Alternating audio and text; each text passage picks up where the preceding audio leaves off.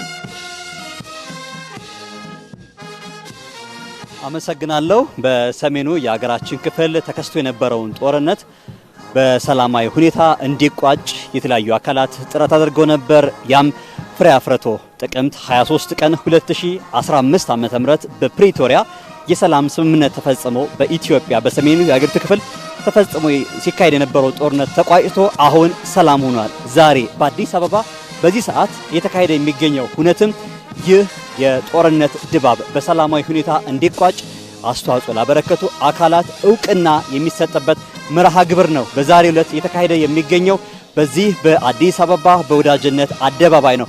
በአሁኑ ሰዓት ላይ ይህ መርሃ ግብር የተከናወነ የሚገኘው የሰላም ስምምነቱ እንዲፈረም፣ የሰላም ስምምነቱ ተግባራዊ እንዲሆን፣ የሰላም ስምምነቱ ውጤት እንዲያመጣም አስተዋጽኦ ያበረከቱ በርካቶች ናቸው የነበሩት። እነኛ አካላት ዛሬ በዚህ መድረክ ላይ ተጋብዘው ተገኝተዋል። እውቅና የሚሰጣቸዋል ተብሎ ይጠበቃል። የኢፌዴሪ ጠቅላይ ሚኒስትር ዶክተር አብይ አህመድ እና እንዲሁም ደግሞ ሌሎች ከፍተኛ የመንግስት የሥራ ኃላፊዎች፣ የሁሉም ክልል ርዕሳነ መስተዳድሮች፣ አምባሳደሮች፣ የአፍሪካ ህብረት ኮሚሽነር ሙሳ ፋቂ ማህመድ እንዲሁም ደግሞ በሰላም ስምምነት ሂደቱ ላይ ጉልህ አስተዋጽኦ ያበረከቱት የአፍሪካ ህብረት የአፍሪካ ቀንድ ልዩ መልእክተኛ ኦሉሴጉን ኦባሳንጆን ጨምሮ በርካታ ሰዎች ናቸው በዚህ መድረክ ላይ የተገኙት። የዚህ መድረክ ዋና ዓላማ አስቀድሜም እንዳነሳሁት ለሰላም ስምምነቱ እውን መሆን፣ ለሰላም ስምምነቱ መፈረም አስተዋጽኦ ያበረከቱ አካላት ናቸው ዛሬና በዚህ እውቅና የሚሰጣቸው ኢትዮጵያ አስቀድማም ስትል እንደነበረችው በተለይ ደግሞ ወደ ጦርነቱ ከመገባቱም በፊት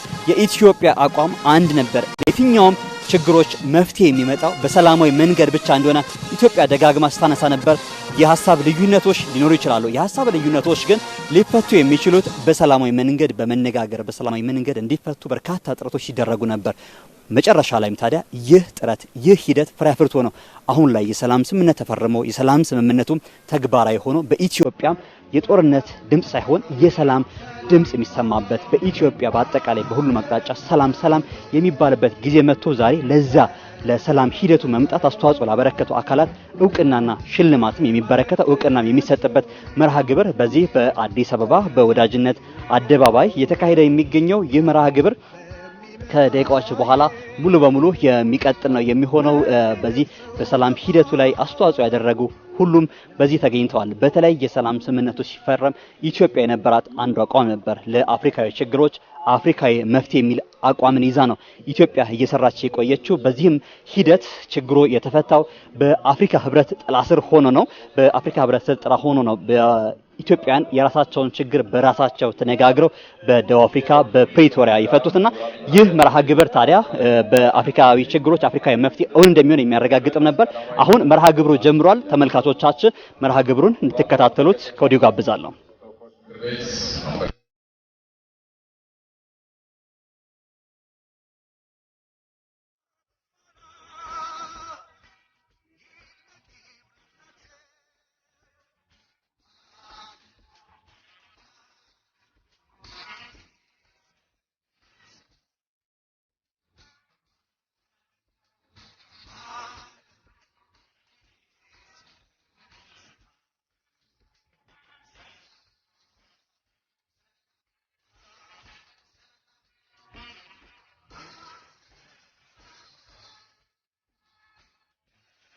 ቶካ አባል ዶክተር ናልዲ ፓንዶር የደቡብ አፍሪካ የውጭ ጉዳይ ሚኒስትር፣ የተከበራችሁ የተለያዩ ክልሎች ርዕሳነ መስተዳድሮች፣ ክቡራን ሚኒስትሮች፣ የዲፕሎማቲክ ማህበረሰብ አባላት፣ የተለያዩ ተቋማት የሥራ ኃላፊዎች፣ ጥሪያችን አክብራችሁ የተገኛችሁ ክቡራትና ክቡራን፣ ኢትዮጵያ ሀገራችን ታላቅ ነገር የሚገባት ታላቅ ህዝቦች መኖሪያ ሀገር ናት።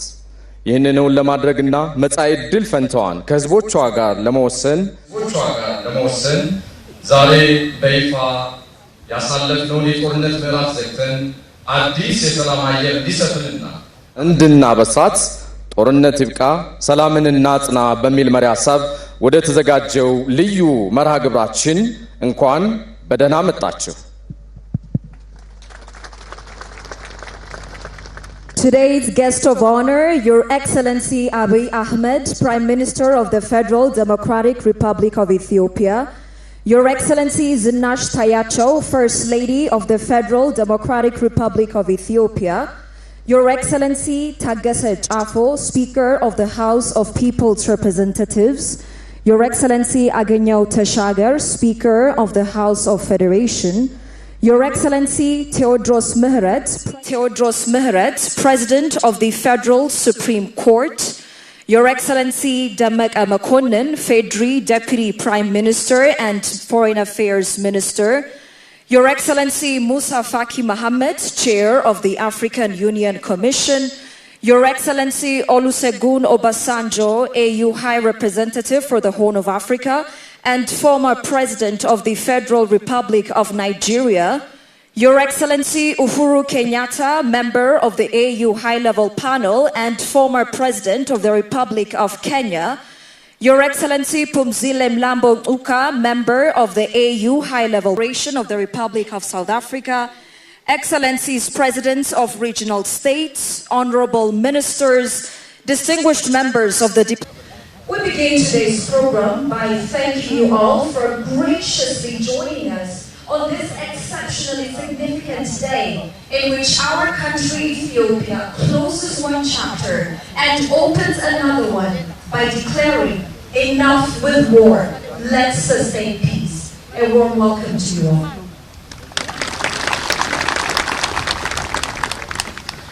በዘመናት መካከል ኢትዮጵያ ሀገራችን በህብረ ብሔራዊ ወንድማማችነትና ብሩህ ተስፋ አብባና ደምቃ ዳግም ወደ ቀጣዩ አዲስ ምዕራፍና አስደማሚ ተስፋ ወደሚፈነጥቅበት ምዕራፍ እየተሸጋገረች እነሆ እዚህ ደርሳለች። የትናንታችንን አዳዲስ የመደመርና የጋራ ውጥናችንን ልናጸና ያለፈውን የቁርሾና የጦርነት ምዕራፍ አስከፊ ገጽታ እስከ ወዲያኛው ላይ መለስ ዘግተን በአዲሱ የለውጥ ሀዲድ ላይ በጋራ ልንሻገር ፈጣሪ ይህችን ቀን ፈቅዷልና እንኳን ደስ ያለን እንኳን ደስ ያላችሁ። አዎ ይህ እውነት እኛ ኢትዮጵያውያን በጋራ መቆም ከቻልን ግርማችን ያስፈራል፣ ሞገሳችን ያምራል፣ መንገዳችን ይቀናል። Since time immemorial, Ethiopia has been adorned with the vibrant colors of multinational coexistence, fraternity, and hope. Congratulations to all today as we come together to sustain and build upon our time-tested values of synergy, fraternity. We gather here this afternoon to close the bitter chapter of conflict that has gripped us in the recent past. United, our prospects are ever bright. In unity, our grace is awe-inspiring and our path marked by certainty. ውድ አፍሪካዊ መሪዎችና ለዚህ የሰላም ሽግግር ሂደት አስደናቂ ጀብዱን ከፕሪቶሪያ እስከ ናይሮቢ ከዚህ ከአዲስ አበባ እስከ መቀሌ የፈጸማችሁ የቁርጥ ቀን ወንድሞቻችንና እህቶቻችን እነሆ ዳርቻ የማይገኝለት ታታሪነታችሁ ኢትዮጵያንና ኢትዮጵያዊነትን አጽንቷልና የኢትዮጵያ መንግስትና ሕዝብ ዛሬም ነገም በታሪክም ሲያመሰግናችሁ ይኖራልና ለዚህ ምግባራችሁ እናመሰግናችኋለን። እንኳን ደስ ያለን፣ እንኳን ደስ ያላችሁ። Congratulations as well to all Ethiopians, our African brothers and sisters, and the brave sons and daughters of Ethiopia from Pretoria to Nairobi and from Addis Ababa to Mekelle, who through your courage have made the transition to peace see the light of day. The people and government of Ethiopia are eternally grateful to you. Your courageous deeds shall always live on the pages of history.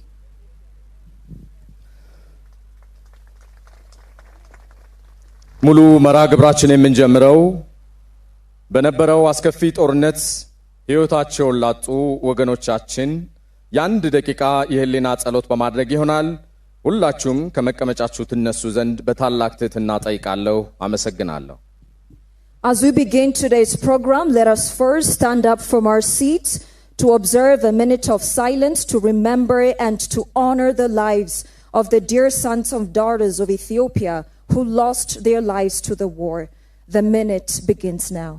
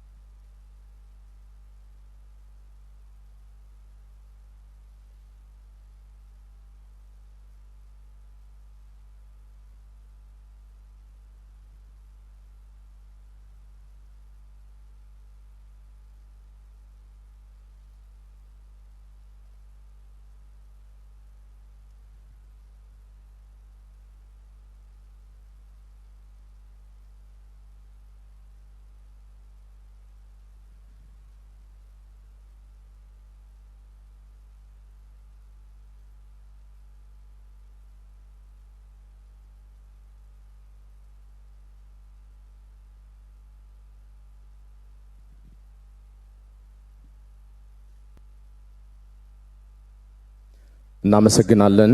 ወደ ቦታችሁ ተመለሱልን። We thank you very much. Please be seated. ጦርነት ይብቃ፣ ሰላምን እናጽና ልዩ መርሃ ግብራችን ከዚህ ከወዳጅነት አደባባይ በመላው ዓለም በኢትዮጵያም ሆናችሁ እየተከታተላችሁ ያላችሁ ኢትዮጵያውያን ስለ ሰላም ደስ ይበላችሁ። እናመሰግናለን። ከዚህ በመቀጠል ዕለቱን አስመልክቶ የተዘጋጀ አጭር ቪዲዮ ይኖረናል። እሱን እንከታተል ዘንድ ጋብዛለሁ። አመሰግናለሁ።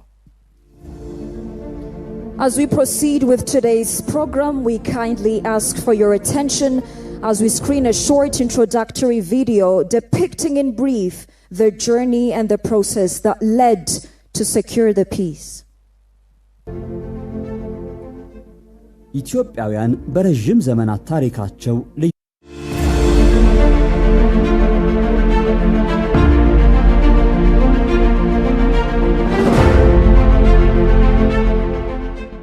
ኢትዮጵያውያን በረጅም ዘመናት ታሪካቸው ልዩነቶችን በሐሳብ የበላይነት ሳይሆን በጉልበት ሰጥቶ ከመቀበል ይልቅ ሁሉን በመጠቅለል ለመፍታት በተደጋጋሚ ሞክረዋል።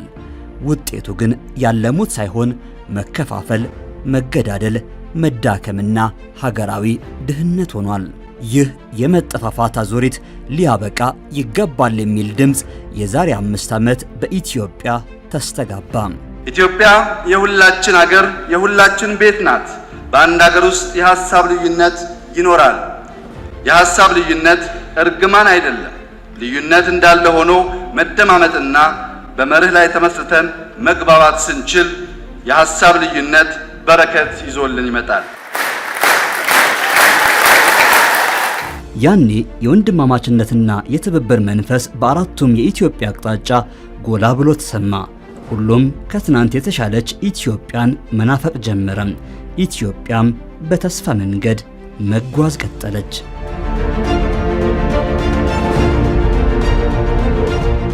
ይህ የተስፋ መንገድ አልጋ ባልጋ አልነበረም።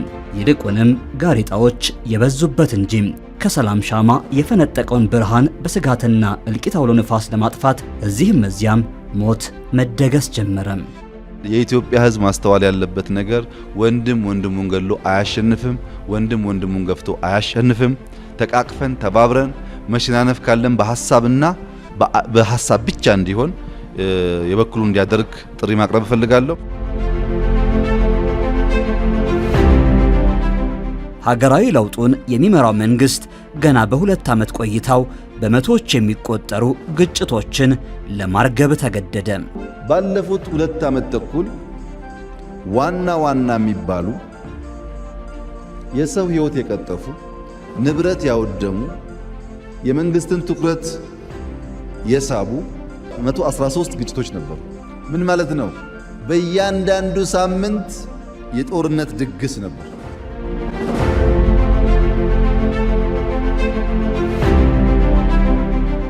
ነባራዊ የኢትዮጵያ ሁኔታን በቅጡ ያልተረዳ፣ ምክንያታዊነት የራቀው፣ በእውቀት ያልተገራና እኔ ብቻ የሰፈነበት ፖለቲካ በኢትዮጵያ ጊዜው እንዳለፈበት ያልተረዱ ሁሉ በሰው ህይወት ላይ የመጫወቻ ካርዳቸውን እየቀያየሩ ሞከሩት።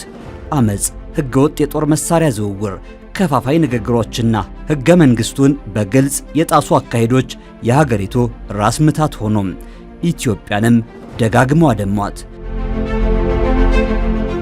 ሰላም ሂደቷ ፈታኝ ፍሬዋ ጣፋጭ ነውና መንግስት በሆደ ሰፊነት ነገሮችን በሰከነ መንገድ ለመፍታት ሲጥር ቆይቷል። እርቅና ሰላም በተደራጀና መዋቅራዊ በሆነ አግባብ ለማምጣትም በህዝብ ተወካዮች ምክር ቤት የእርቀ ሰላም ኮሚሽን ተቋቋመ።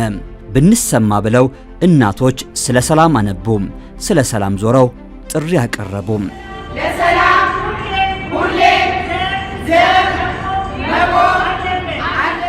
የሃይማኖት አባቶችና የሀገር ሽማግሌዎችም የሰላም መልእክት ይዘው የቻሉትን ሁሉ ጥረት አደረጉም።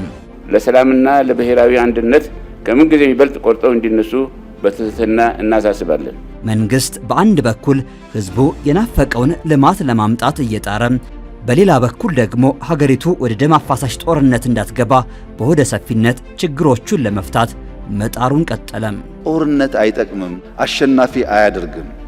አሸናፊ ወደሚያደርግ መንገድ እንሂድ፣ ወጣቱን አናስጨርስ።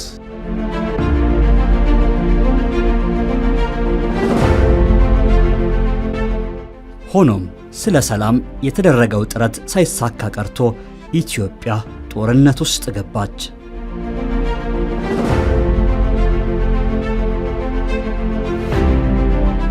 በጦርነቱ ሚሊዮኖች እርዳታ ጠባቂ ሆኑ፣ በርካቶች ሕይወታቸውን አጡ፣ ታዳጊዎች በመማሪያ ዕድሜያቸው ተገደው ተዋጊ ሆኑ። ውጊያው በቃ ኃይለኛ ነው። በቃ በስንት እየተረፍን ነው የወጣ ነው። መከታዬ ለዚህ እኮ አልጠበኩም። ሰላምን አብዝቶ ለፈለጋት ሁሌም ትርፍ ስላላት ሰላም ቢመጣ በሚል መንግስት ያለ ቅድመ ሁኔታ በጦርነት ውስጥ ሆኖም ችግሩን በሰላማዊ መልኩ ለመፍታት ዝግጁ መሆኑን ደጋግሞ አስታወቀ። ሂደቱን ቢያግዝ ብሎም የተቻለውን ሁሉ አደረገ። የተናጥል የተኩስ አቁም ከማድረግ ሻገር ብሎም ከጦርነቱ መቀስቀስ ጋር ተያይዞ የታሰሩ እስረኞችን ለቀቀ። እኛ ባለን አቋም ኢትዮጵያ ላይ ግልጽ አደጋ በቅርብ የሚታይ አደጋ እስካልመጣ ድረስ ከማንም ኃይል ጋር ውጊያ፣ ግጭት አንፈልግም። ይህ በቃል ብቻ አልነበረም። በመንግስት በኩል የሰላም አማራጭ አብይ ኮሚቴ ተዋቅሮ ጦርነቱን በሰላማዊ መንገድ ለመግታት ወደ ሥራ ገባ። ሰላም በኢትዮጵያ እንዲሆን በርካቶች ጥረት አድርገዋል። በአፍሪካ ህብረት የአፍሪካ ቀንድ ልዩ ልዑክ ኦሉሴጉን ኦባሳንጆ አንዱ ናቸው። ኦባሳንጆ ስለ ሰላም በአዲስ አበባም በመቀሌም ደጋግመው ውይይት አድርገዋል። በኢትዮጵያ መስክና ጋራው በአበባ ፈክቶና ተውቦ የመጻው መዓዛን በሚያውደው የጥቅምት ወር መጨረሻ ከፕሪቶሪያ ሰማይ ስር የሰላም ነጋሪት ተጎሰመ። ለአፍሪካዊ ችግሮች አፍሪካዊ መፍትሄ በሚል እሳቤ የተዘረጉ እጆች ስለ ሰላም ተጨባበጡ። ጥቅምት 23 2015 ዓ.ም ብዙ ያልተገባ መቆሳሰል፣ ያልተገባ መደማማት፣ ያልተገባ ጉዳት በእያንዳንዳችን ደርሷል። ከሁሉ በላይ በኢትዮጵያ ደርሷል። ከፕሪቶሪያ ያስተጋባው ይህ የሰላም ድምፅ የኢትዮጵያውያንን ልብ በሐሴት ሞላ። ብዙዎችም ሰላሙ እውን ሆኖ ለማየት በጉጉት ሂደቱን ይጠብቁ ጀመር። የሰላም ስምምነቱ ሁላችንም ኢትዮጵያን ሙሉ ማለት እንደ ኢትዮጵያዊ በጣም የሚያስደስት እና በዚህ ባጭር ጊዜም ደግሞ ቶሎ ተቋጭቶ ወደ ምንፈልገው ሰላም መግባታችን ካስደሰታችሁ ኢትዮጵያዊ አንዱ ነኝ። ሰላሚና እንደለህና ተጋሩ እኛ ሰላም ነው የምንፈልገው። ሁል ጊዜ ለሰላም ቅድሚያ እንሰጣለን። አሁን የነበረው የሰላም መድረክ ደስ በሚል ሁኔታ ነው ያከበርነው። ከዚህ በኋላ ያለው ደግሞ የበለጠ ሰላም እንደሚሆን ተስፋ እናደርጋለን። ናይ ሰላም ከምዝኸውን ተስፋ ይገብር። በሰላም ስምምነቱ በተቀመጠው አግባብ መሰረት ሂደቱን ለማጽናት የኢትዮጵያ መንግስትና የህወሓት ወታደራዊ አዛዦች በሰላም ሂደቱ አተገባበር ላይ በኬንያ ናይሮቢ ከአንዴም ሁለት ጊዜ ተገናኝተው መከሩ።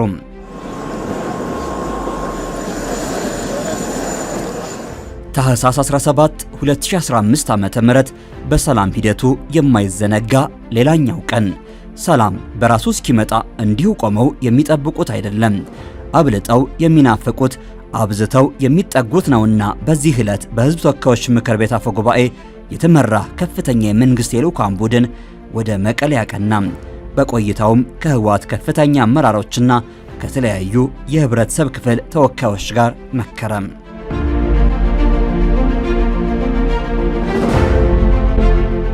ለህብረተሰቡ ጥያቄ መልስ መሰረቱ ሰላም ነበርና መንግስት ሳይውል ሳያድር ተራ በተራ የህብረተሰቡን ችግሮች መፍታት ጀመረ። አስቀድሞም የኢትዮጵያ አየር መንገድ ወደ መቀሌ በረራውን ጀመረ።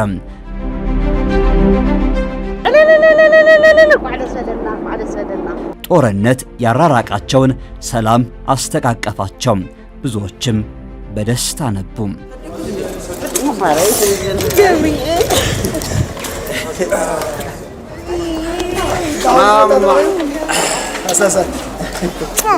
ይሄን ልጅ ራሱ 1 ዓመት ተኩል ነው የተወኩት። አሁን ግን ያው 3 ዓመት ከምናምን ሆኖታል ማለት ነው እና በጣም ነው ደስ ያለኝ። ሕክምና፣ ቴሌኮም፣ መብራት፣ ባንክና ሌሎች መሰረታዊ አገልግሎቶችም ተከታትለው ወደ ህብረተሰቡ ደረሱ። የገበታ ለሀገሩ ሐላላ ኬላ በሰላም ሂደቱ ሌላው የማይረሳ ስፍራ። ጠቅላይ ሚኒስትር አብይ አህመድ ከፌዴራል መንግስትና ከህወሓት የሰላም ስምምነት ኮሚቴ አባላት ጋር በዚያ ለመጀመሪያ ጊዜ በአካል ተገናኝተው መክረዋል። ይህም ሂደቱን ይበልጥ ፍሬያማ አድርጎታል። ተወካዮች ምክር ቤትም ህወሓትን ከአሸባሪነት ዝርዝር ስሙ እንዲፋቅ አድርጓል። ህወሓትን ከአሸባሪነት ስያሜ ለማንሳት የቀረበው የውሳኔ ሐሳብ በአብላጫ ድምፅ ጸድቋል። መንግስት አሁን በጦርነቱ የወደሙ አካባቢዎችን መልሶ ለመገንባት በራሱ አቅምና ከዓለም አቀፉ ማህበረሰብ ጋር ተባብሮ እየሰራ ነው። ተጠያቂነት፣ እርቅና ፍትህን ለማስፈንም ብሔራዊ የሽግግር ፍትህ ፖሊሲ ወደ ሥራ ለማስገባት ከሚመለከታቸው አካላት ጋር እየመከረ ነው። ሰላም በብዙ ብትፈተንም በሁሉም አቅጣጫ ብትዋከብም የጸናች ነች። ሰላምን ያዘም ከውስጥም ከውጭም ቢገፋ ሁሌም አሸናፊ ነው። ባለፉት ዓመታት መንግስት ይህንን በተግባር አሳይቷል። በሰላም ውስጥ ሁሌም ተስፋ አለና ትናንት በጦርነት ውስጥ የቆዩ ሁሉ ዛሬ በእፎይታ ውስጥ ሆነው የተሻለ ነገን እየናፈቁ ናቸው። ትናንት በጦርነት የነበሩ አካባቢዎችም አሁን ወደ ልማት እየገቡ ናቸው። አንድም ሰው ጦርነቱ ጊዜው እንዲሰዋ ህይወቱ እንዲሰዋ የሚፈልግበት ምክንያት የለም። ሰላም ፈልጋል። አሁን በኢሰግናለች። ይህ ሰላም በምንም እንዳይናወጥ ኢትዮጵያ ለሁሉም አንድ መልእክት አላት። ጦርነት ይብቃ፣ ሰላምን እናጽና። ሆናችሁ በቀጥታ እዚህ ከወዳጅነት አደባባይ የሚተላለፈውን እየታደማችሁ ላላችሁ ሁሉ ሀገራችን ኢትዮጵያ በይፋ የጦርነትን ምዕራፍ ዘግታ የልማት እጆቿን ትዘረጋ ዘንድ በትብብርና በጋራ የቆማችሁበትን ወይንም የቆምንበትን ዓላማ ዳር ለማድረስ ከጫፍ እስከ ጫፍ ለምትገኙ ሁሉ ጥሪዋን በክብር ታስተላልፋለች። ጦርነት ይብቃ፣ ሰላምን እናጽና። To all attending this program in the country and those abroad watching the live transmission, we make a clarion call in the strongest of terms: uphold the values of peace and make peace reign supreme in Ethiopia. Once again, enough with war. Let's sustain peace.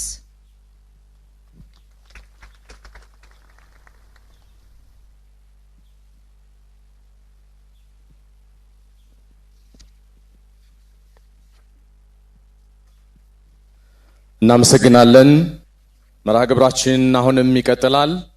ከዚህ በመቀጠል ስለ ሰላም፣ ስለ ፍትህ፣ ስለ ርትዕ ኢትዮጵያ ውስጥ ስለመጣው ከመቼውም ጊዜ በላይ አብዝተን ስለምንሳሳለት ሰላም ንግግር የሚያደርጉ እንደዚሁም ስለ ሰላም የተሰማቸውን አጠቃላይ ስሜት የሚያጋሩን እንግዶች እጋብዛለሁ።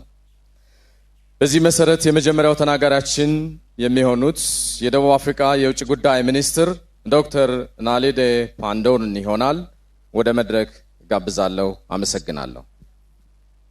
Following individuals who had a key role in the peace process will present their speeches on their impressions and thoughts. At this point, we now welcome to the stage Her Excellency Dr. Naledi Pandor, Minister of International Relations and Cooperation of the Republic of South Africa, to deliver her remarks.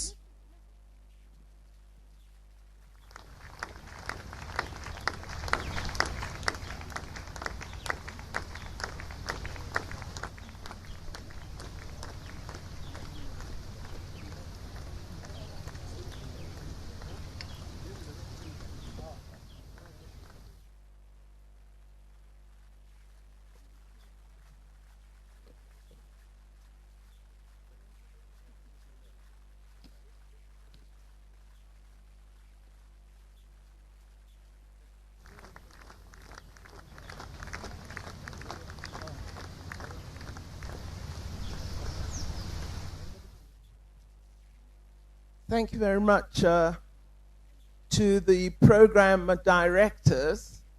I don't know who idea it was to place the podium here. The setting for the event is absolutely splendid, but the podium is very far away. So allow me to begin. And you saw in the video, I was wearing exactly the same dress when the peace agreement was signed. I do have more dresses, but this is my peace dress. Your Excellency, Prime Minister Abiy Ahmed, Your Excellencies, President Obasanjo and President Kenyatta, Your Excellency, Deputy President Pumzile Mlambo Nguka, our key host this afternoon, Deputy Prime Minister Mekonnen and Minister of Foreign Affairs of the Federal Democratic Republic of Ethiopia, all distinguished guests, ladies and gentlemen, I associate myself with the protocol that was read out so ably earlier this afternoon. I wish to begin by expressing my deepest appreciation for the warm welcome and courtesies that I have received from all the people of Ethiopia since we arrived in this beautiful city of flowers, Addis Ababa. I can confidently say that all of us from South Africa feel most at home here in your beautiful country. I wish to again express our sincere gratitude to you, my dear brother, Minister Mekonnen, as well as the government of Ethiopia, for inviting South Africa to be part of this august occasion. And I bring warm greetings from His Excellency President Cyril Ramaphosa and his government, as well as the people of South Africa on this day. Deputy Prime Minister, and Excellencies, given our experience of oppression and then freedom, as South Africa, we boldly shaped a foreign policy which we anchored firmly in the pursuit for peace, stability, and shared prosperity, not just in South Africa, but on the African continent.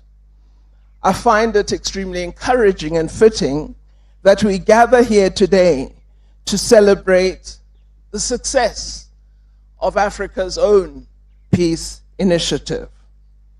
I'm especially pleased that the government of Ethiopia and the leaders of the TPLF demonstrated confidence in South Africa's ability to host the African Union-led peace talks in Pretoria last year.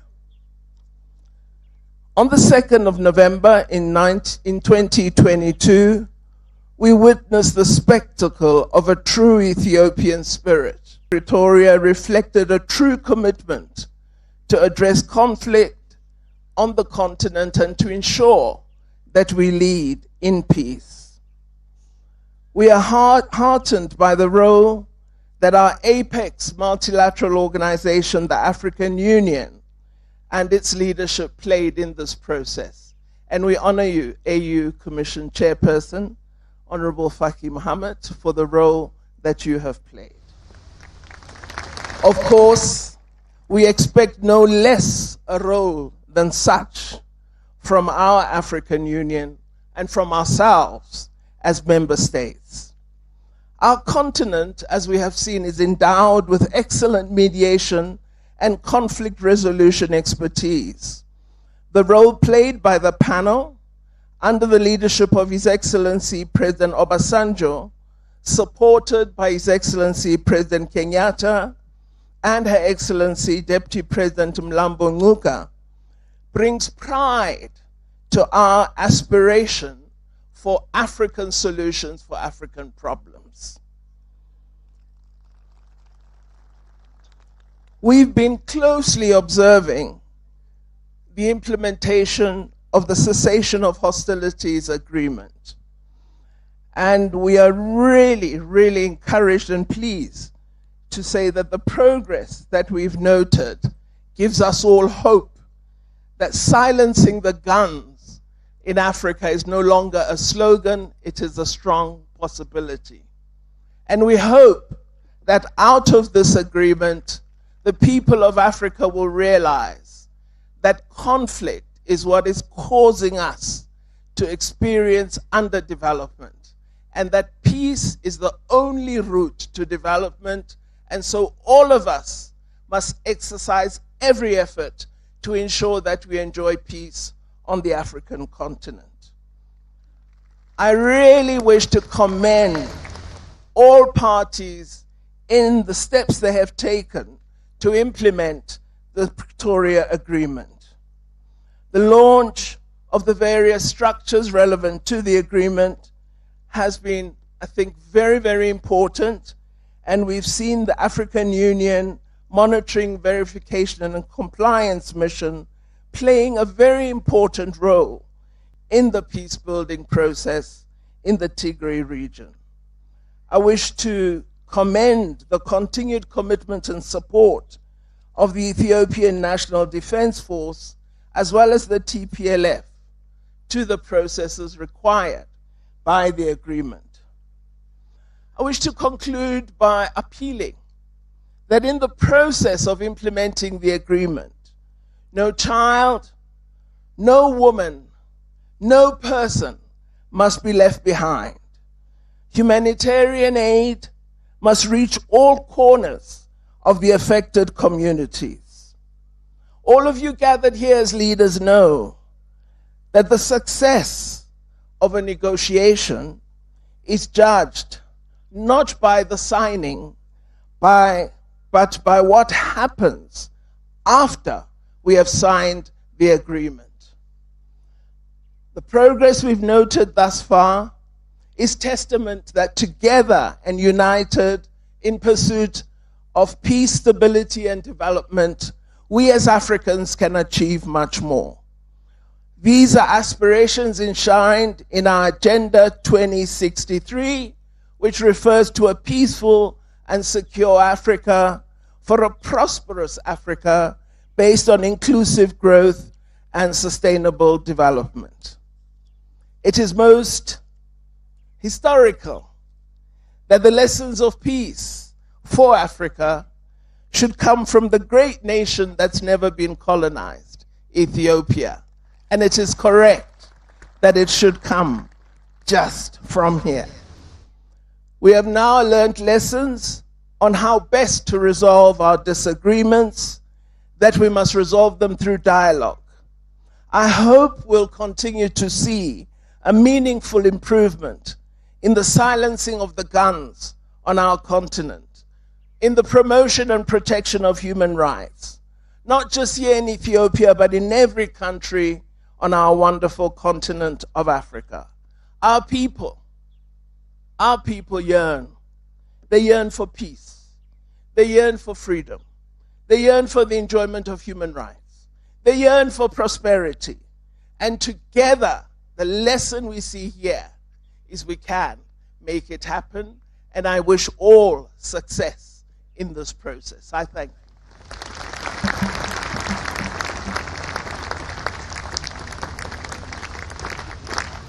እጅግ አድርገን እናመሰግናለን። የደቡብ አፍሪካ የውጭ ጉዳይ ሚኒስትር ዶክተር ናሌዲ ፓንዶርን። ቀጣዩ ተናገራችን ክቡር ኡሁሩ ኬንያታ በአፍሪካ ህብረት የከፍተኛ ተወካዮች አባልና የቀድሞው የኬንያ ሪፐብሊክ ፕሬዝዳንት ይሆናሉ። አመሰግናለሁ። Your Excellency Dr. Naledi Pandor, Minister of International Relations and Cooperation of the Republic of South Africa, we thank you very much. We now kindly invite to the stage His Excellency Uhuru Kenyatta, member of the AU High-Level Panel and former President of the Republic of Kenya.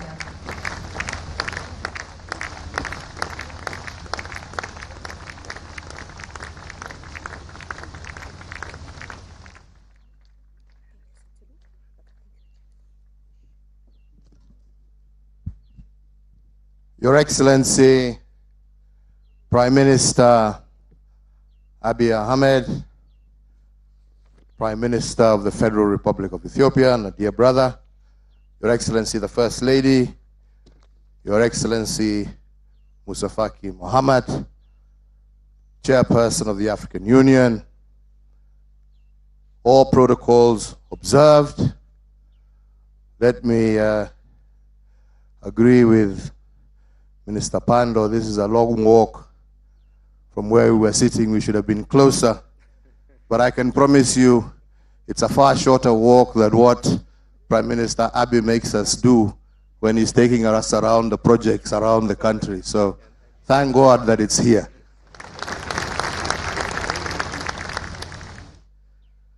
Today is not my day for speeches.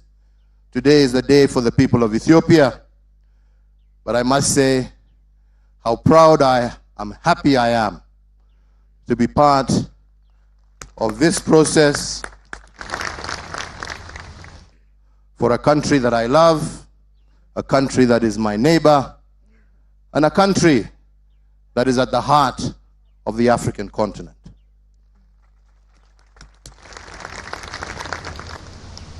It has been a long journey, and mine today is to take this opportunity to congratulate you, Mr. Prime Minister, to congratulate the different teams that you led, to congratulate the people of Tigray and the people who joined together with us, to congratulate IGAD, to congratulate all partners who have been part of this journey that has seen this day become a reality where war has now turned to peace.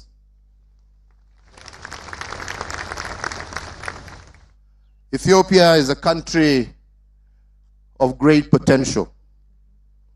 Ethiopia has always been a country of great potential. Ethiopia is a country that has led the way to showing the African continent how different nationalities and communities can live peacefully together under one flag. So as we see today, you have once again chosen to take that lead, to show that our differences, be they ethnic, be they religious, are nothing in comparison to the unity that we may have that can lead not only Ethiopia, but Africa to prosperity.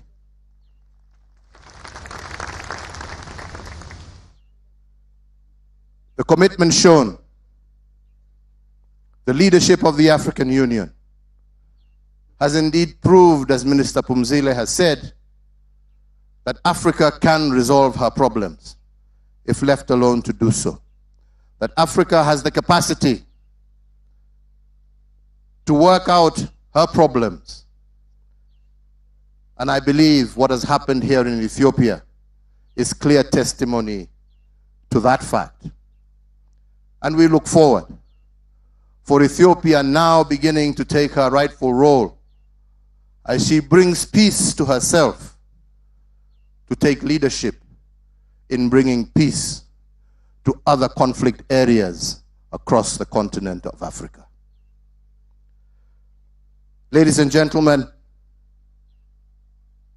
I once again say today is not my day for speeches, but a day in which not only Ethiopia but the people of Africa can hold their heads up in pride. A day when all other parts of Africa that are in conflict can look to the Ethiopian example as a way of peace.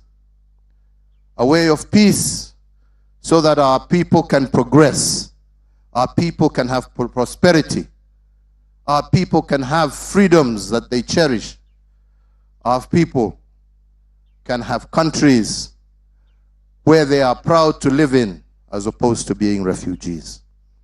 May we learn from this experience, and may God be our guide in that journey.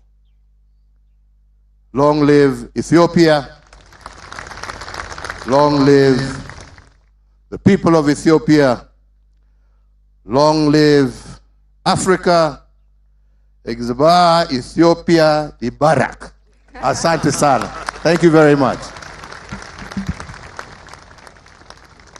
እናመሰግናለን የተወደዱ ወንድማችን ኡሁሩ ኬንያታ።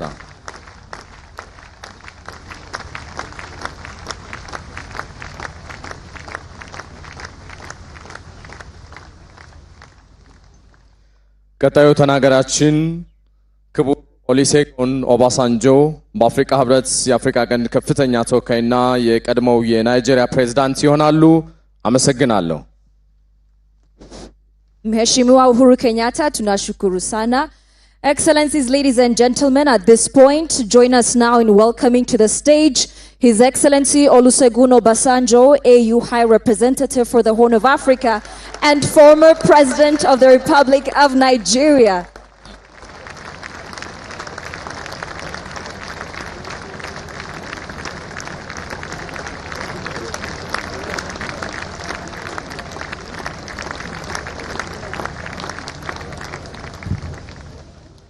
Your Excellencies,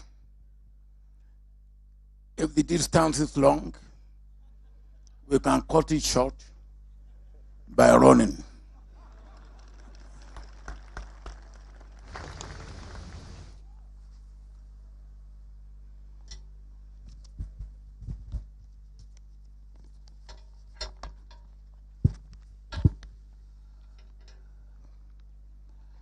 Your Excellency, Dr. Abiy Ahmed, Prime Minister of the Federal Democratic Republic of Ethiopia. Excellencies, my dear brother, former President Uhuru Kenyatta, and my dear sister,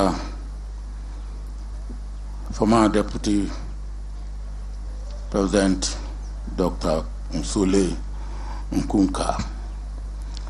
Your Excellency, Deputy Prime Minister and Foreign Minister of the Federal Democratic Republic of Ethiopia, Temeke Mekone. Your Excellency,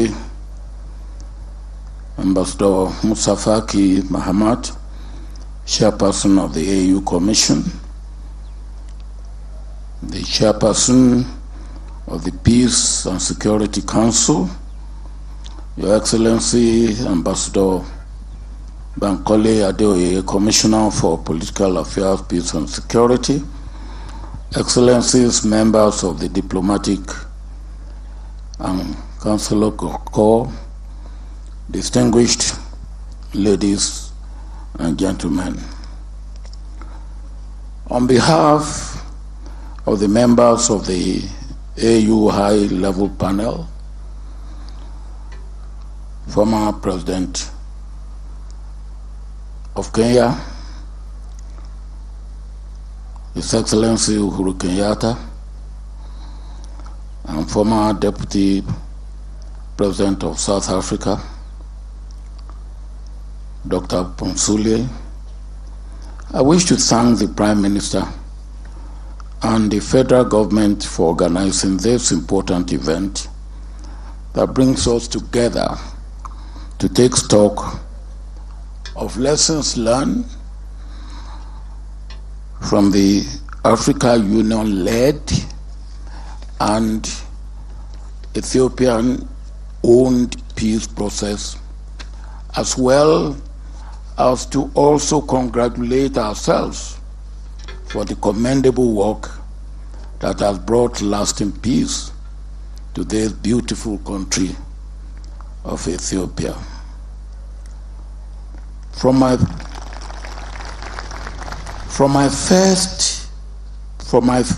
very first engagement on this task in 2021, and even in the darkest moments, I remain hopeful that together we will reach the day when the guns will be silenced and peace will return. Much of the success in the peace process is owed to the leadership of His Excellency Dr. Abiy for his steadfastness and the bold steps he took in the interest of peace. We really commend your effort, Mr. Prime Minister. Of course, we cannot fail to mention the bravery too of the leadership of the TPLF. Peace is always a collaborative process to be achieved and to be sustained. There's a famous saying, success has many parents, while failure is an orphan. And the success of the Ethiopian peace process owes a debt of gratitude to many others, whom I would like to acknowledge. First, I would like to thank the chairperson of the AU Commission, Musa Faki Mohammed, for entrusting me with this enormous and extremely important task as High Representative for the Horn, and for bringing on board my brother, former President Uhuru Kenyatta, and my sister, former Deputy President Dr. Pomsule, as members of the high-level panel. I applaud the commitment of the AU Commission Department of Political Affairs, Peace and Security under the leadership of Commissioner Bankole Adeoye and his team of committed officers who worked tirelessly to support us. I express my gratitude to the observers and broader international community for their facilitation and support of the process, political, technical, logistical, and financial. I would like to make a special note of thanks to the government and people of South Africa for hosting the peace talks, as well as to the government and people of Kenya for hosting the Nairobi 1 and Nairobi 2 follow-up processes. The diplomatic and political support of the Peace and Security Council cannot be neglected or ignored. Excellencies, since the deployment of the monitoring, verification, and compliance mechanism to monitor the implementation of the cessation of hostility agreement, we have continued to register positive gains in the field, thanks to the goodwill of the parties and the broader population. It is imperative that we continue to provide the necessary support for the monitoring, verification, and compliance mechanism in order to harness the gains and maintain momentum. Following the handover of the heavy weapons, the next phase of demobilization, namely the question of small arms and light weapons, the clearance of included ordinances, the full relocation of combatants to designated sites, the resumption of schools, public transport, and health services will become the focus of attention and are critical to the success of the implementation process of the cessation of hostility agreement. It is important that momentum is not lost in the implementation of the cessation of hostility agreement because of outstanding political issues. It is therefore important that the political dialogue should start urgently so that the Ethiopian people can define their future together and ensure that they never again go to war against one another. We have come here to celebrate our hard-won achievement.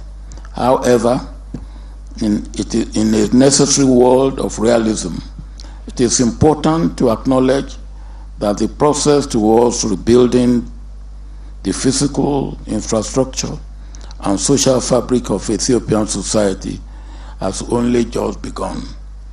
To use words used in the aftermath of another terrible civil war, the war in the former Yugoslavia, a war is not a war until a brother kills a brother. So, while it is important that we celebrate our success of a brother not killing a brother, anymore, we should also take this opportunity to reaffirm our commitment to peace and to work with and support the Ethiopian government and people to repair the damage wrought by this terrible war. To this end, the AU and its member states must continue to accompany the process in whatever positive way they can, as this will also contribute to and further encourage the voluntary return of internally displaced persons and refugees. Thus, it is important that as the population returns, the recently appointed interim regional administration and the federal government should put in place the requisite plans and support mechanism for the restoration and opening of schools and other essential facilities affected by the conflict. Excellencies, during a recent meeting of the Joint Committee on the implementation of the cessation of hostility agreement, the party's representatives spoke with despair about the cost of the war and the many lives lost. We mourn with you the life lost, but we also share the joy and we celebrate with you the end of the war.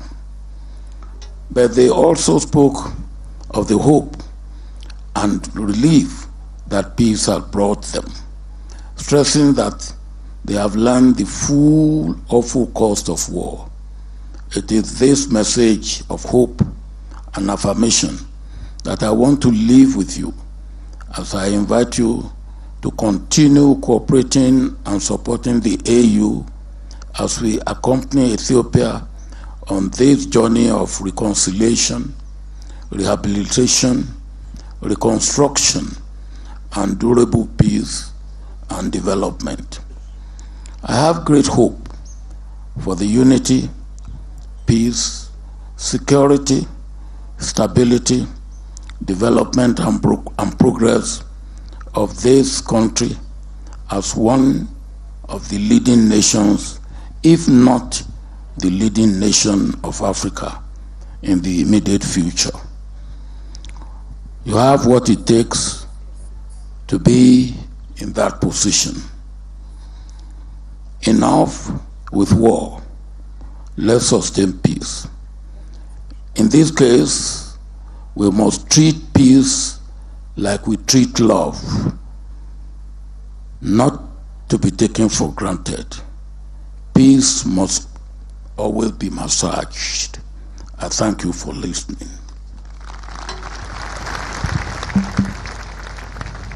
እጅግ አድርገን እናመሰግናለን። ክቡር ኦሉሴጉን ኦባሳንጆ በክብር ወደ መጡበት ሸኙልኝ። እናመሰግናለን። ቀጣዩ ተናጋሪያችን የሚሆኑት ክቡር ሙሳ ፋኪ መሐመድ የአፍሪካ ህብረት ኮሚሽን ሊቀመንበር ይሆናሉ። አመሰግናለሁ። Your Excellency Olusegun Obasanjo, we thank you very much. Excellencies, ladies and gentlemen, through its successful mediation, the African Union has again demonstrated its potency of championing peace on the continent and bringing about African solutions to African problems. On that note, I now kindly invite to the stage His Excellency Musa Faki Mohammed, Chair of the African Union Commission, to deliver his remarks.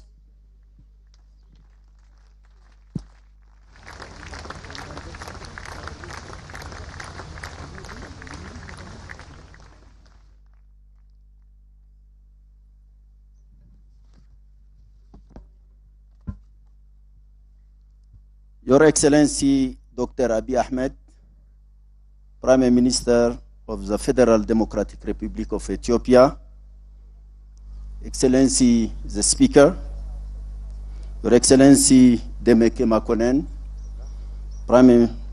Deputy Prime Minister and Minister of Foreign Affairs, Your Excellency Olusegun Obasanjo, AU High Representative for the Horn of Africa, Your Excellency Uhuru Kenyatta, former President of the Republic of Kenya and a member of the AU panel, Excellency Dr. Phumzile Mlambo Nguka, former Deputy President of the Republic of South Africa and member of the AU panel, Your Excellency Workne Gebe, Executive Secretary of IGAD, Excellency Dr. Naledi Pandor, Minister of External Relations of the Republic of South Africa, Your Excellencies, Member of the Government and Parliament of the Federal Democratic Republic of Ethiopia, distinguished members of the Diplomatic Corps, ladies and gentlemen.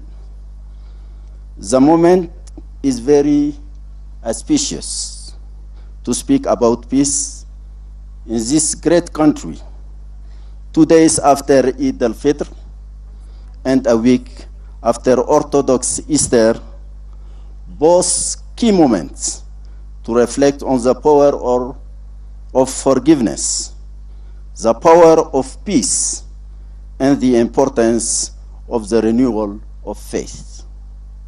So allow me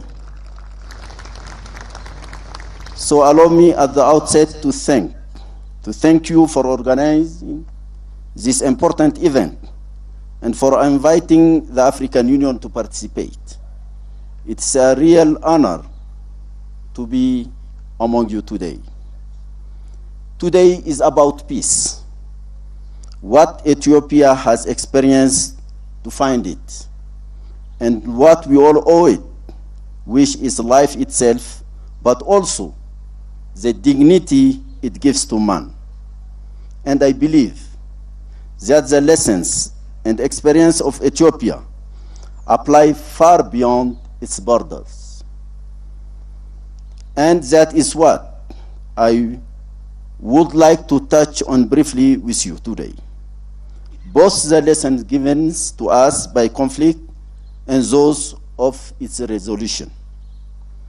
The African Union is honored to have been part of this extraordinary journey of resolution and peace building that we have achieved.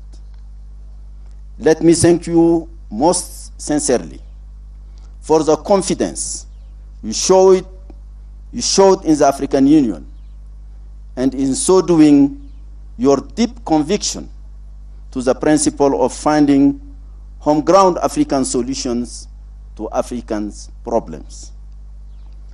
Indeed, it is the duty and the responsibility of the African Union to support member states, silence the guns, and resolve conflict through dialogue and compromise. This duty becomes even more crucial, indeed a moral obligation, as it relates to Ethiopia, a country without which the organization that I have the honor to lead today would never have been established. But today my job is very simple, because the job is almost done. And it is to sincerely commend the strong leadership and the courage shown by the federal government under the able leadership of Prime Minister Dr. Abiy Ahmed and his brothers from Tigray region for their common decision to silence the guns in favor of peace and national reconciliation. I also wish to recognize the eminent members of the AU panel, former President of Kenya, Uhuru Kenyatta, and Dr. Phumzile Mlambo Nguka, former Deputy President of South Africa, led by His Excellency President Olusegun Obasanjo, AU High Representative for the Horn of Africa. All of them are present here today. Thank you very much. I cannot thank them enough for their commitment and hard work and support of the parties during the talks and the implementation of the agreement. And here let me also express my deep appreciation to the Republic of South Africa under the leadership of President Cyril Ramaphosa for accepting to host the talks. I also wish to commend the regional body IGAD, the United Nations, and the government of the United States of America for their active support as observers to this process.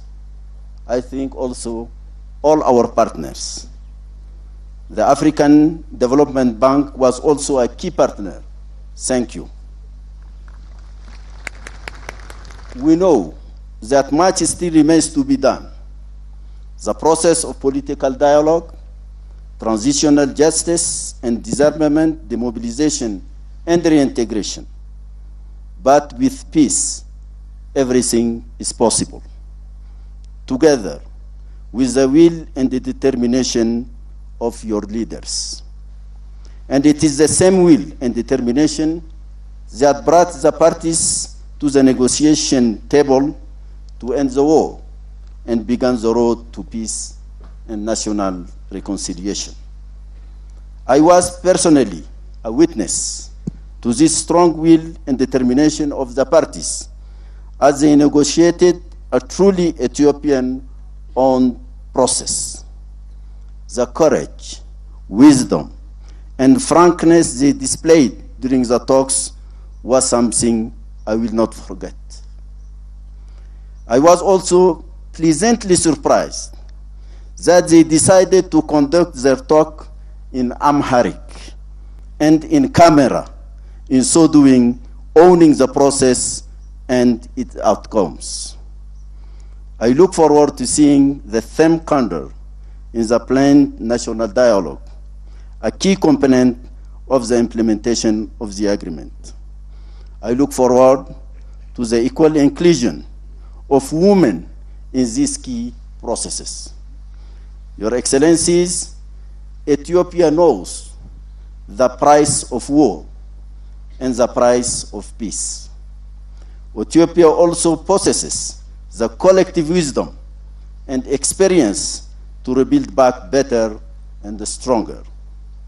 It is partly these qualities that have cemented Ethiopia's credential as a leader within our union. And now, more than before, the region needs this leadership from Ethiopia to also support her neighbors, as you have done so diligently in the past, so that they might also find the road to peace building, security, and sustainable development. I am saying this with my thought focused on the brotherly nation of Sudan and the possible lessons that its great people can learn from you, the great people of Ethiopia. The region and the continent face many challenges.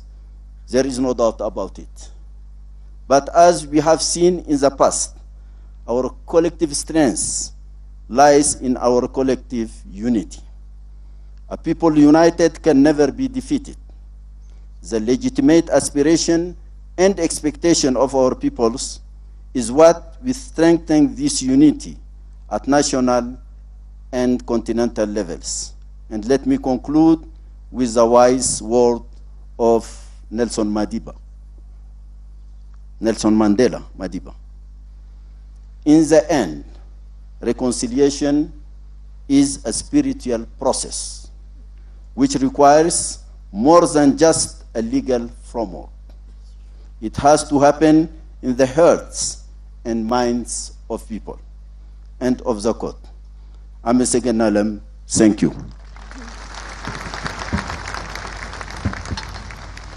እጅግ አድርገን እናመሰግናለን።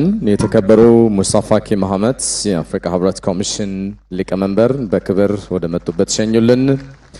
አፍሪካዊ ችግሮችን በአፍሪካዊ መሪዎች እንዲፈቱ ወይ ደግሞ እልባት እንዲሰጣቸው በማሰብ ከኢትዮጵያ ሰላም ጋር አብራችሁ ቆማችሁ ድንቅ መልእክት ያጋራችሁን ዶክተር ናሊዴ ፓንዶር፣ ኡሁሩ ኬንያታ፣ ኦሊሴጎን ኦባሳንጆ እንደዚሁ ሙሳፋኪ ማህማት ለክብራችሁ እጅ ነስተናል እናመሰግናለን አክብሩልን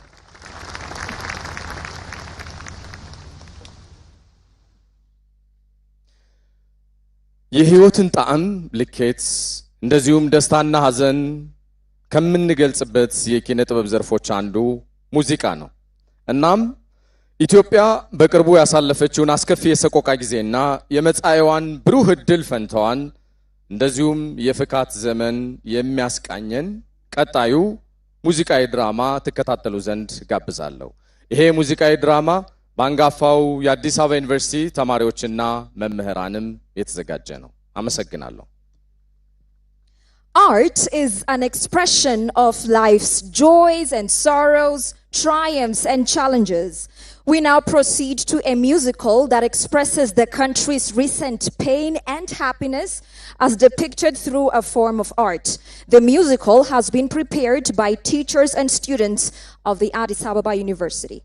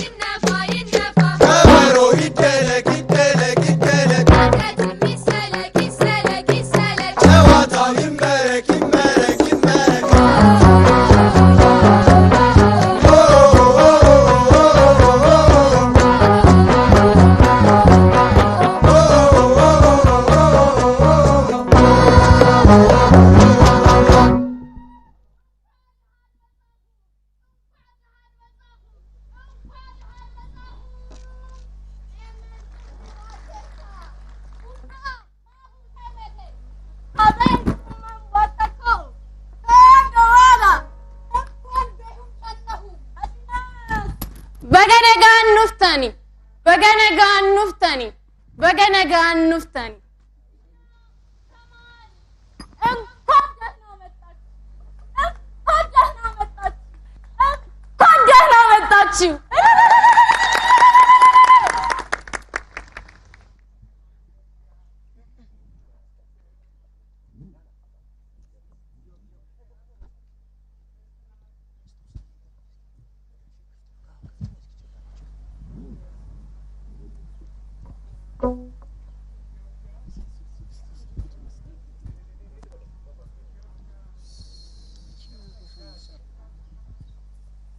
ኢትዮጵያ የህብር ስም ኢትዮጵያ የጽናት ስም ኢትዮጵያ የፍቅር ስም ኢትዮጵያ የክብር ስም ኢትዮጵያ የጸጋ ስም ኢትዮጵያ የአብሮነት ስም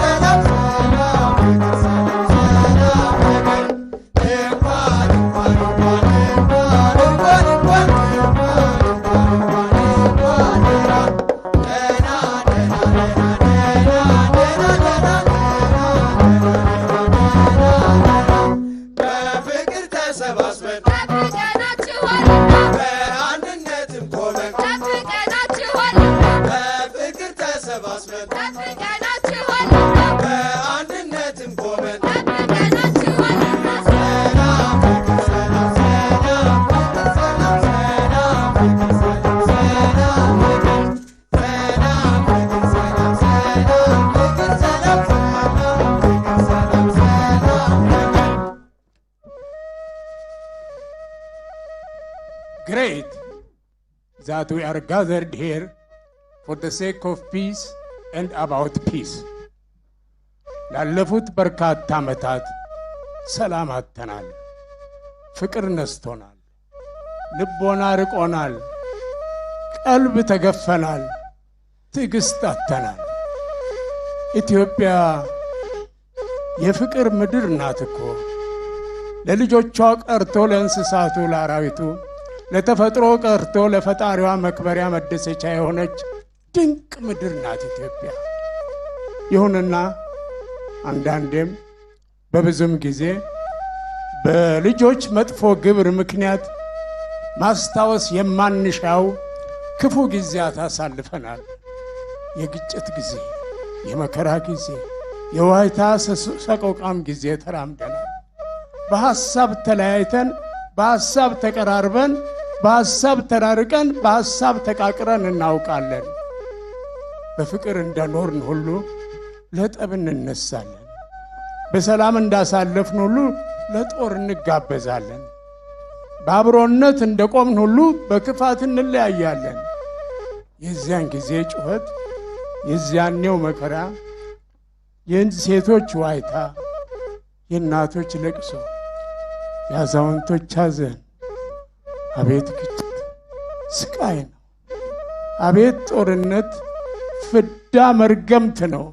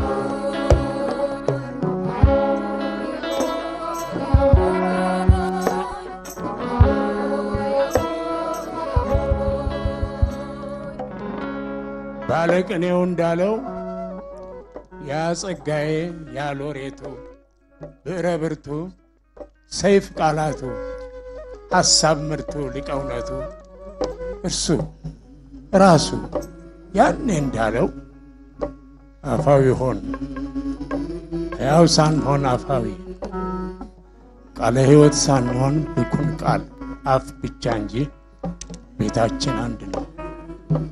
ቤት ብለን ለልጆቻችን ያወረስናቸው ፍቅር የሞተበት ቤታችን ያው አንድ ነው። ነፃነት ብለን ባርነትን፣ ሕይወት ብለን ሞትን ለልጆቻችን አወረስን። ጀግንነት ብለን ፍርሃት ከተብናቸው። በወረረን ባዕድ ሞት ማግስት አዲስ ተስፋ፣ ለተራበ ህልውና አዲስ የአገር ውስጥ ሞት፣ ለአዲስ ትንሣኤ በቃተተ አይን አዲስ መቃብር ከፈት። አፋዊ ጋዜጣ ብኩን የሐሰት ነፃነት ዘረጋ። ልጆቻችንም በተስፋ ልፋት ቃተው መከሙ። ምን ነው ባሉ ልጆቻችን ላይ ፈረድንባቸው። አፋዊ እኩልነት፣ አፋዊ ክትባት ከትበን ፍርሃት ወርሰን ፍርሃት አውርሰን ሕያው ሳንሆን አፋዊ ቃል ሕይወት ሳንሆን ብኩን ቃል አፍ ብቻ እንጂ ቤታችንስ ያው አንድ ነው።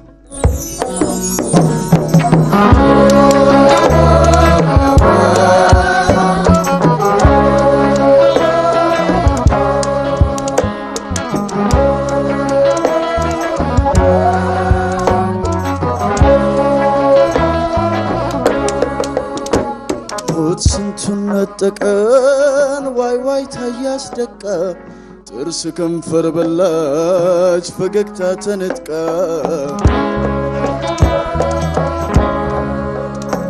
ወንድም በወንድሙ ተነሳ ለፍርድ ጨክኖ አነቀው በክፋት ገመድ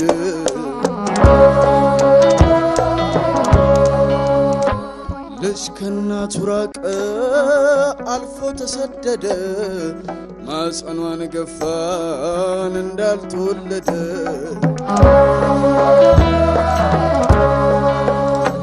ጨቅላ ጭቃ ራቀው በደም ተጫወተ ፍቅር ሰው ራበው ሰላም በሞት ሞተ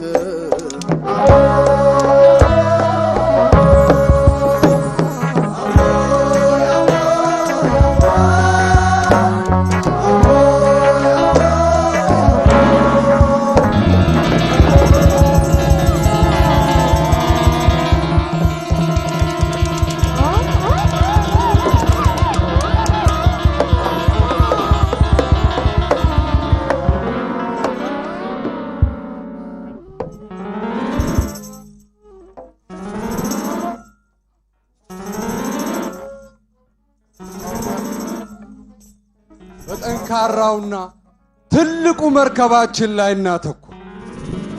አብረንና አብረን መኖር ያሻናል። ከአውሎ ነፋስ ለመከለል ከገባር ዞፍ ስናፍ ለመጠለል ሁላችንም በየመርከባችን ትልቁ መርከባችን ላይ እንጽና።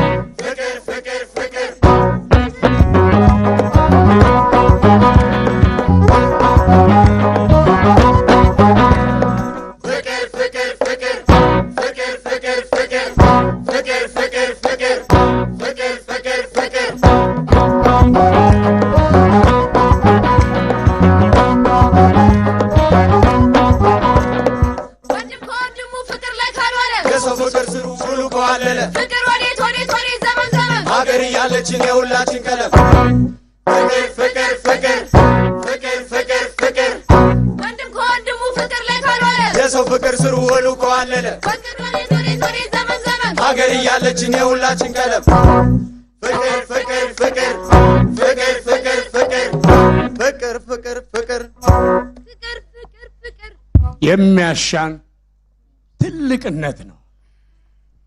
አንዳችን ለሌላችን ጥላ ነን። ፍቅራችንን ወዛችንን ታሪካችንን ለዓመታት ያቆየነው በሰላም ውስጥ አዛንቀን ነው። ዛሬስ እንዴት ይጉደል? ለምን ይሄ ይቅር? ምን ይሆን እንዲያደረገን? ማን ይሆን ለዚያ በቃን? ልባችን ክፍት ይሁን፣ ልቦና ይኑረን።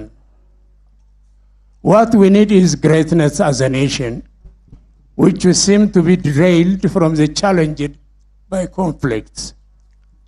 A nation without peace draws many enemies. We Ethiopians have the know-how of the value of peace.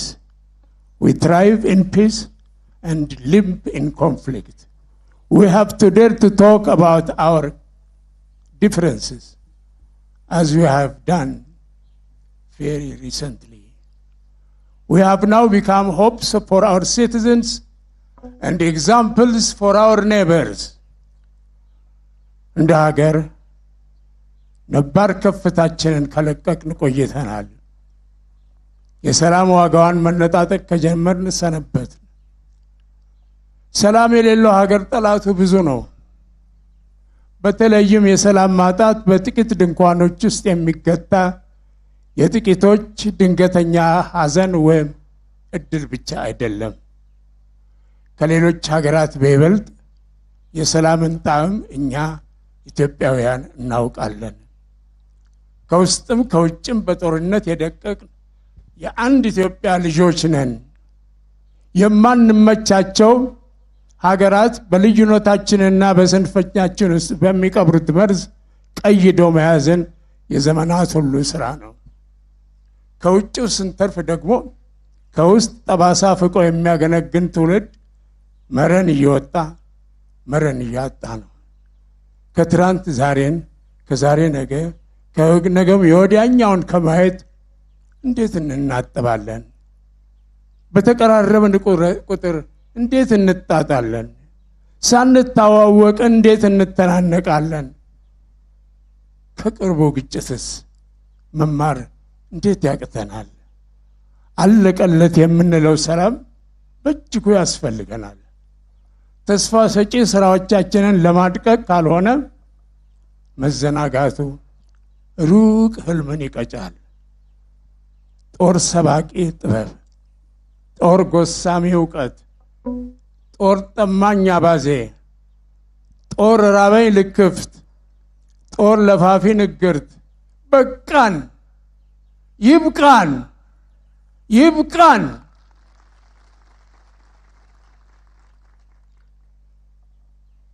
ሰላም እኮ ልማት ነው። ሰላም እንዲሁ እድገት ነው። ሰላም አብሮነትና ህብረት ነው። ሰላም ወልዶ ለመሳም ዘርቶ ለመብላት ብቻ አይደለም።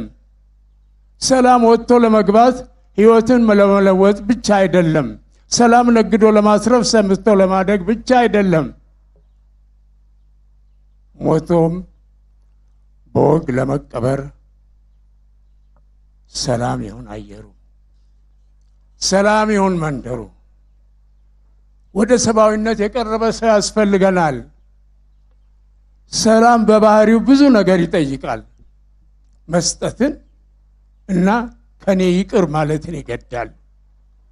መኖሪያ ህብስትን እንድታጋራ ይጠይቃል። ትናንትን እንድናስታውስና ክፉም ሆነ ደግ ግብርን እንዳታጣጥም ያስገድዳል። በተለይ ዓይንህን ለአፈር ብለህ ካሰብከው ወይም ካለምከው ጋር ህብረት እንድትፈጥር ግድ ይላል። ሁሌም የሰላም ሰው ሰብአዊ መሆን ብቻ ነው። የእውነት ሰው ና፣ የፍቅር ሰው ና፣ የሰላም ሰው ና።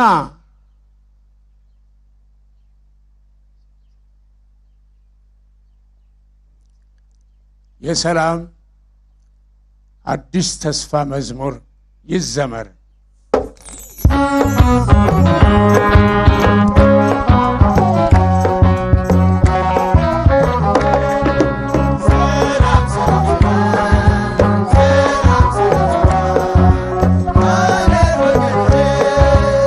ሰላም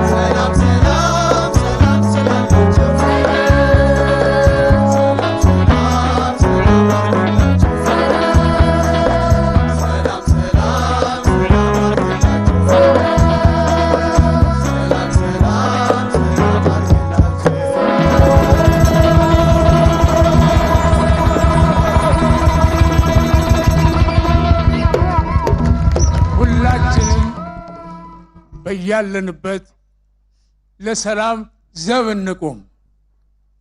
እናመሰግናለን።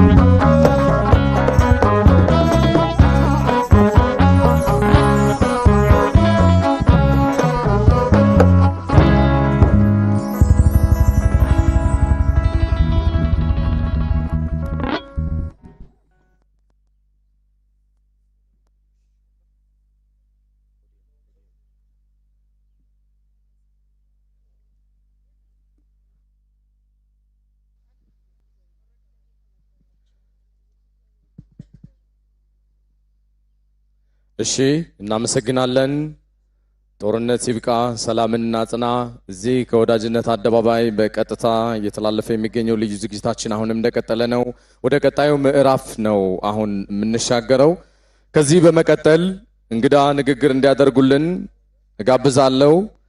ንግግር የሚያደርጉልን የትግራይ ብሔራዊ ክልላዊ መንግስት ጊዜያዊ አስተዳደር ርዕሰ መስተዳደር አቶ ጌታቸው ረዳ ይሆናሉ። አመሰግናለሁ። Thank you very much.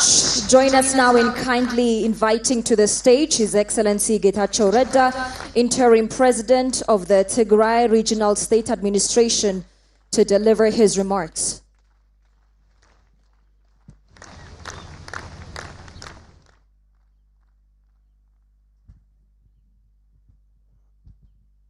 የተከበሩ ዶክተር አብይ አህመድ የፌዴራል ጠቅላይ ሚኒስትር፣ የፌዴራል መንግስት ከፍተኛ የሥራ ኃላፊዎች፣ የተከበሩ ሙሳ ፋቂ መሐመድ የአፍሪካ ህብረት ኮሚሽን ሊቀመንበር፣ የተከበሩ ቺፍ ኦሉሴጉን ኦባሳንጆ የአፍሪካ ህብረት ሃይ ሌቨል ፓነል ሰብሳቢ፣ የተከበሩ ኡሁሩ ኬንያታ የኬንያ የቀድሞ ፕሬዝዳንትና የፓነሉ አባል የተከበሩ ዶክተር ሙፉዚሌ ምላምቦ የደቡብ አፍሪካ የቀድሞ ምክትል ፕሬዝዳንትና የፓነሉ አባል ሁላችሁም ወንድሞች እህቶች ከፕሪቶሪያ ስምምነት መፈረም በኋላ በርካታ ፕሮግሬሶችን አሳይተናል።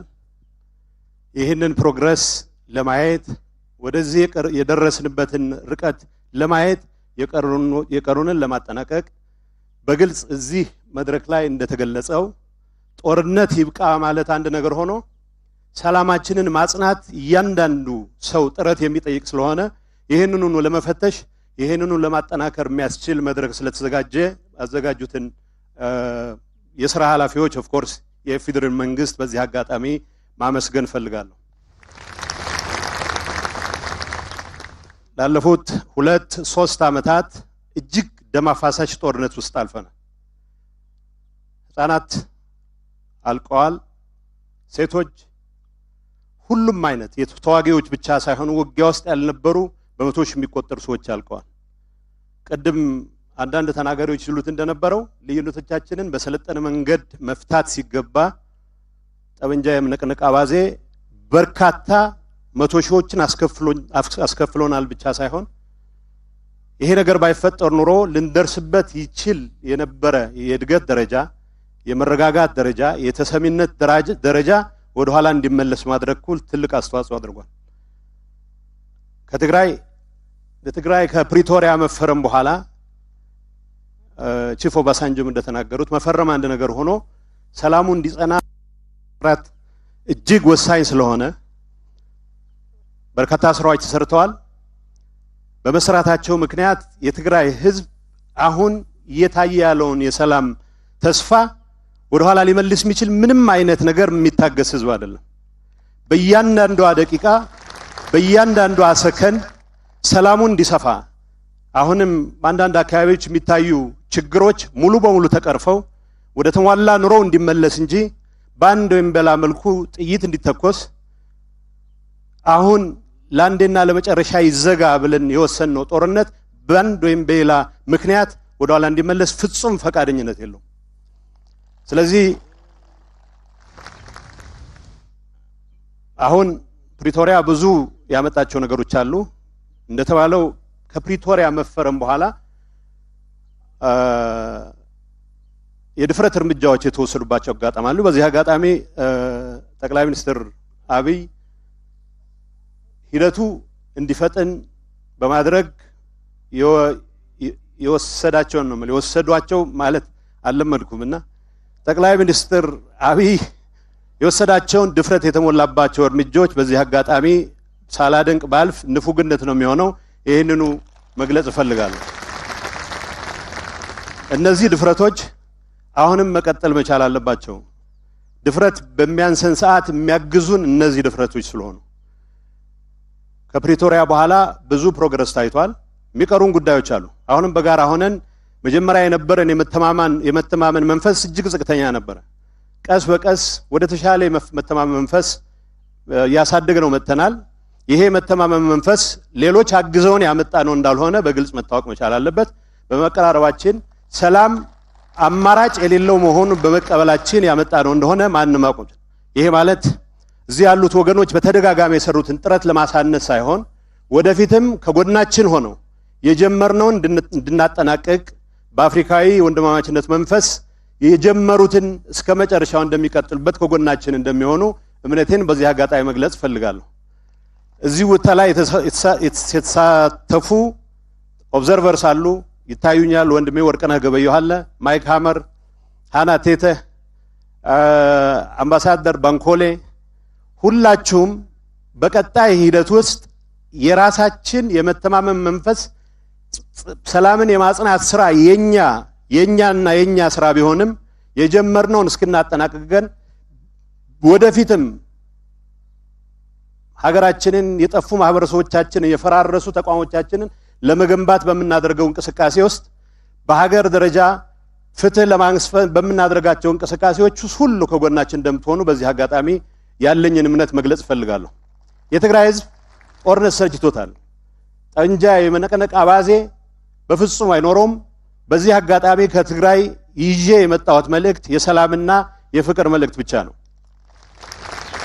አሁንም 4 ዓመት በላይ ትምህርት የሚባል ያላዩ በሚሊዮኖች የሚቆጠሩ ልጆች አሉን። ትምህርት ቤት መግባት መቻል አለባቸው። አሁንም በመቶዎች የሚቆጠሩ ተፈናቃዮች አሉን፣ የኔን ወላጆች ጨምሮ መመለስ መቻል አለባቸው። ስራቸው መስራት አለባቸው። ሁሉም ነገር ለሰላም በሚሆን መልኩ እናርገው። ከጎረቤት ወንድም ህዝቦች በተለይም ከአማራና ከአፋር ጋር ሊያጋጨን የሚገባ ነገር ሳይኖር ግጭት ተፈጥሮ በሁላችንም ዘንድ ታሪክ ይቅር ሊለው የማይገባ ብዙ ጥፋት ተፈጽሟል።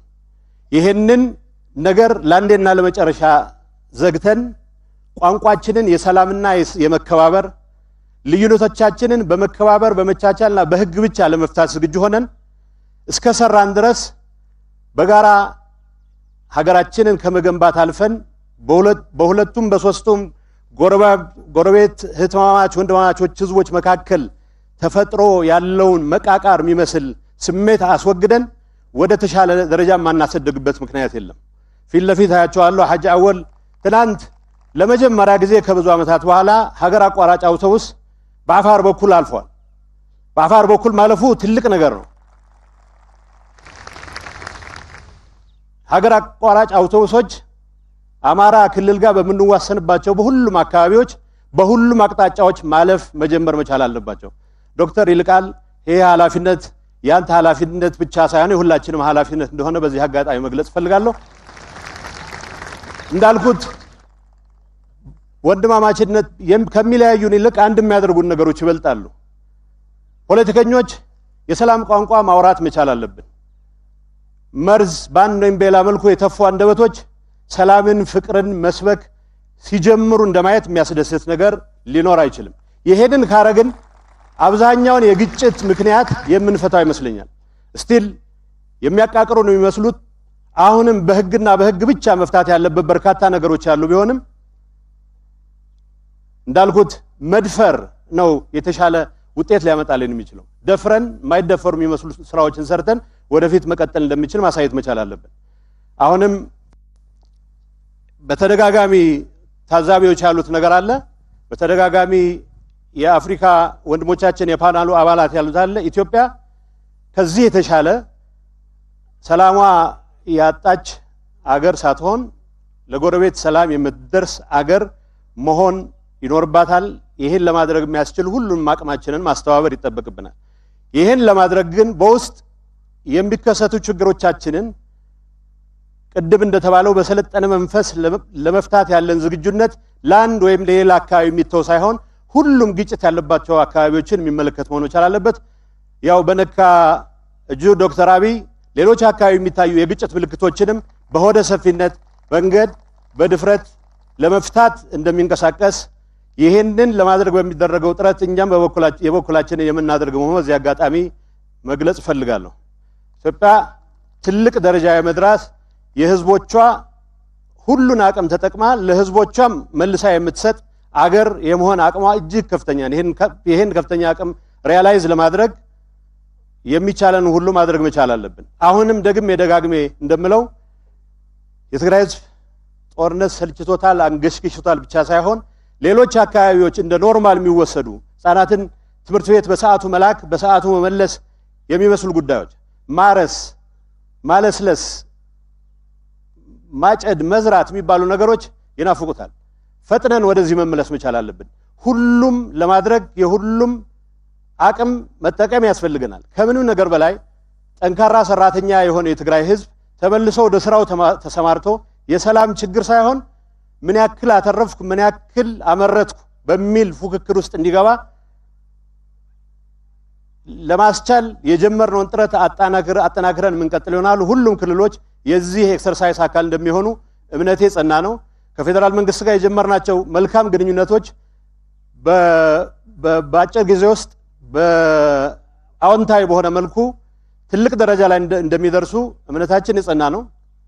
ከሁሉም አካባቢዎች የሚነሱ እገዛዎችን የሚመጡ እገዛዎችን የመጠቀም ጉዳይ ሳይሆን ከምንም ነገር በላይ በጋራ መልማት ሰላማችንን ማጠናከር የጋራ ጣችንን መሆንና ወቀን መንቀሳቀስ መቻል አለብን። ይህንን ለማድረግ በበኩላችን ዝግጁዎች ነን። በመጨረሻ ማንሳት የምፈልገው ነገር ሰላም በመፈክር ብቻ እንደማይመጣ አውቃለሁ። ቢያንስ ግን የሰላምን ቋንቋ መናገር መጀመር፣ ቢያንስ ግን የፍቅር ቋንቋ መናገር መጀመር በዙሪያችን ሊፈጠሩ የሚችሉ ግጭቶችን ከይዋጣልን መንፈስ ቅድም በሙዚቃው ድራማ ላይ ይታይ እንደነበረው ከይዋጣልን መንፈስ ወጥተን በመረዳዳትና በሰለጠነ መንገድ ለመፍታት የሚያስችሉ ኢንቫይሮንመንት ለመፍጠርም ስለሚያግዘን ሁላችንም እንደ ፖለቲካ መሪዎች ብቻ ሳይሆን እንደ ጸሐፍት፣ እንደ ተዋንያን፣ እንደ ጋዜጠኞች መልካም ቋንቋን ኤክሰርሳይዝ ማድረግ የየቀኑ ቋንቋችን የማድረግ ጥረት መጀመር አለብን የሚል እምነት አለኝ። በዚህ አጋጣሚ በትግራይ ህዝብና በራሴም ስም በጊዜያዊ መስተዳድሩም ስም ሰላም እንዲጸና ጦርነት እንዲበቃ የወሰነውን የፈረምነውን ያክል መልካም መሰረት እንዲይዝ ሰላም እንዲጸና ሁላችንም የበኩላችንን ጥረት እንደምናደርግ በዚህ አጋጣሚ እምነቴን ማረጋገጥ እፈልጋለሁ። አክባሪ ይስጥልኝ። አመሰግናለሁ። የትግራይ ብሔራዊ ክልላዊ መንግስት ጊዜያዊ አስተዳደር ርዕሰ መስተዳድር ጌታቸው ረዳን አብዝተን እናመሰግናለን። ከዚህ በመቀጠል ንግግር እንዲያደርጉልን የኢትዮጵያ ፌዴራላዊ ዲሞክራሲያዊ ሪፐብሊክ ምክትል ጠቅላይ ሚኒስትርና የውጭ ጉዳይ ሚኒስትር ክቡር አቶ ደመቀ መኮንንን ጋብዛለሁ። አመሰግናለሁ።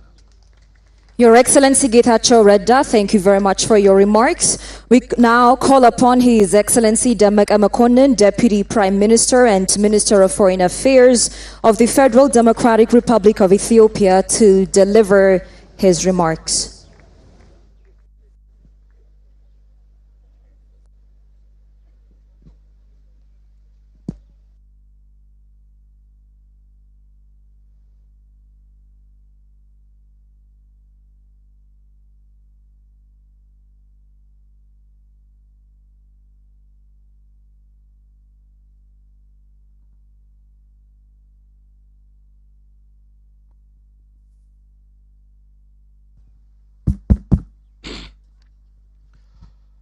ክቡር ጠቅላይ ሚኒስትር፣ ክቡራን አፈ ጉባኤዎች፣ ክቡር ሙሳ ፋኪ መሐመድ የአፍሪካ ህብረት ኮሚሽን ሊቀመንበር፣ ክቡራን የቀድሞ ፕሬዝዳንቶች፣ ክቡራን የህብረቱ የፓነል አባላት፣ ክቡራን የክልል ርዕሰ መስተዳድሮች፣ ክቡራን ሚኒስትሮች፣ ክቡር የጋድ ዋና ጸሐፊ ዶክተር ወርቅነህ ገበየሁ፣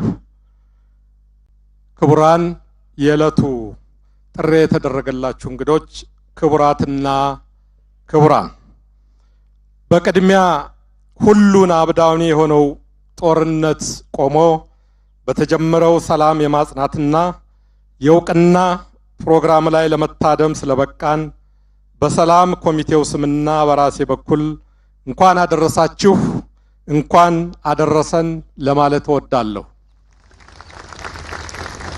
ከአውዳሚው ጦርነት በመውጣት ወደ ሰላም ለመምጣት በኢትዮጵያ ባለቤትነት በአፍሪካ ህብረት መሪነት በተለይም ለአፍሪካ ችግር አፍሪካዊ መፍትሄ በሚለው መርህ መሰረት የሰላም ስምምነት ተደርሷል።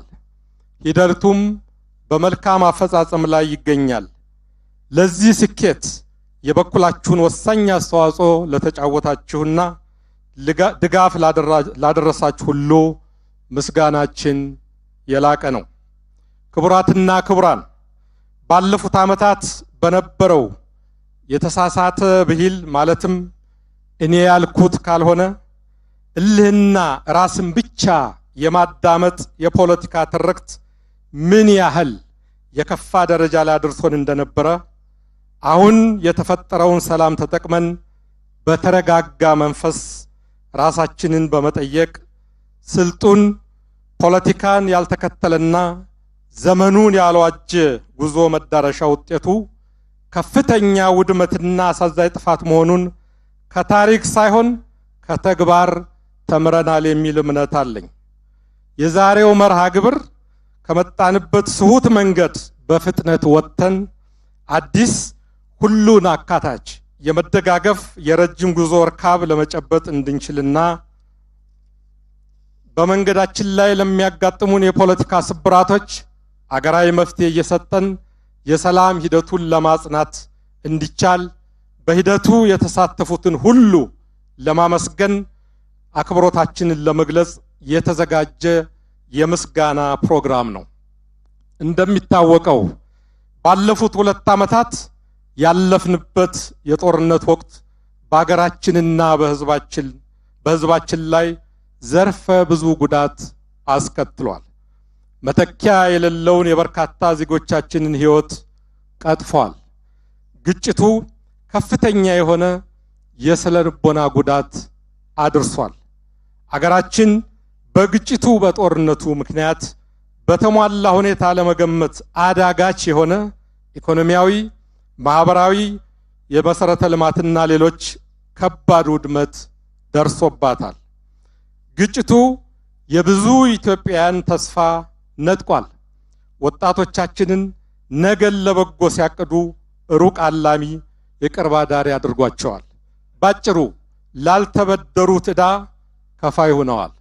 ክቡራትና ክቡራን፣ በተስፋ የያዝነው የሰላም ሂደት ከግቡ እንዲደርስ ስምምነት የተደረሰባቸውን ነጥቦች ያለ አንዳች ማመንታት ተግባራዊ ማድረግ ይጠበቅብናል። ሀገራችን ፋታ ትፈልጋለች። ህዝባችን ሰላምና ደህንነቱ እንዲጠበቅና ህይወቱ ወደ ተቃና አቅጣጫ እንዲመለስለት ይጠብቃል። አውዳችን ሰላም፣ ቋንቋችን ልማትና አብሮነት መሆን ይኖርበታል። ይህ ይሁን እንዲሆን በሁሉም ረገድ ከፍተኛ ጥንቃቄ ማድረግ ያሻል። ህዝብ የሚያነሳቸውን ጥያቄዎች ሰላማዊ፣ ፍትሃዊና ዘላቂ መፍትሄ በሚያስገኝ አግባብ መፍታት ይኖርብናል። የግንኙነት አግባባችንና ግንኙነቱ የዕለት ግንኙነታችን ህዝቡን የሚያቀራርብና ሰላምን የሚያጸና መሆን አለበት። ካሉባልታና ስሜታዊነት በመራቅ ሁሉንም ወገንና ባለድርሻ ያማከለ ከሁሉም በላይ ሀገርን ማዕከል ያደረገና የህዝብን ትክክለኛ ስሜት የተጋራ መሆን አለበት። የተወሰኑ ቡድኖችንና የህብረተሰብ ክፍሎችን ለማስደሰት ድጋፍ ለማድረግ የሚደረጉ ነጣይ እንቅስቃሴዎች ሁሉ ዘላቂነት አይኖራቸውም። የሁሉንም ድምፅ አዳምጠን በየልኩ ዕውቅና ሰጥተን የሚጎድለውን ሞልተን የህዝቦቻችንን ሀገር በቀል የመፍትሄ መንገዶችን በማጠናከር ሀገራዊ የምክክር ስራችንን አጎልብተን የሽግግር ፍትህ እንቅስቃሴ መንገዶችን በማጠናከር ሀገራዊ የምክክር ስራችንን አጎልብተን የሽግግር ፍትህ እንቅስቃሴውን አጠናክረን የገጠመንን ታሪካዊ ችግር በታሪካዊ ስኬት መወጣት ይገባናል። በግጭት የተነሳነው ስማችን አድሰን ከጎናችን ለቆሙት አፍሪካውያን እንዲሁም ለቀረው ዓለም አስተማሪ በሚሆን መንገድ የተስማማንበትን መፈጸም ይገባናል። ይሄንን እንደምናሳካ ጥርጥር የለኝም። እንችላለንም። አመሰግናለሁ። Distinguished guests and friends of Ethiopia, the Master of Ceremony will provide summary of my remark. I just want to emphasize how the African Union-led and Ethiopian-owned peace process has demonstrated the wisdom in the commitment for African solutions to African problems motto. We are grateful to the leadership of our continent and the African Union Commission, to the Republic of South Africa and Republic of Kenya for hosting the peace talks. We are indebted to the dedication and leadership of the EU high-level panel and all friends of Ethiopia for the success of this process. We can count on all of you as we are consolidating and sustaining peace and rebuilding our communities affected by the conflict. I thank you. በመጨረሻ ክቡር ጠቅላይ ሚኒስትራችን በእለቱ የተዘጋጀው የእውቅና ፕሮግራም እንዲሰጡልንና በመጨረሻም መልእክት እንዲያስተላልፉልን በአክብሮት ተጋብዛለሁ። አመሰግናለሁ።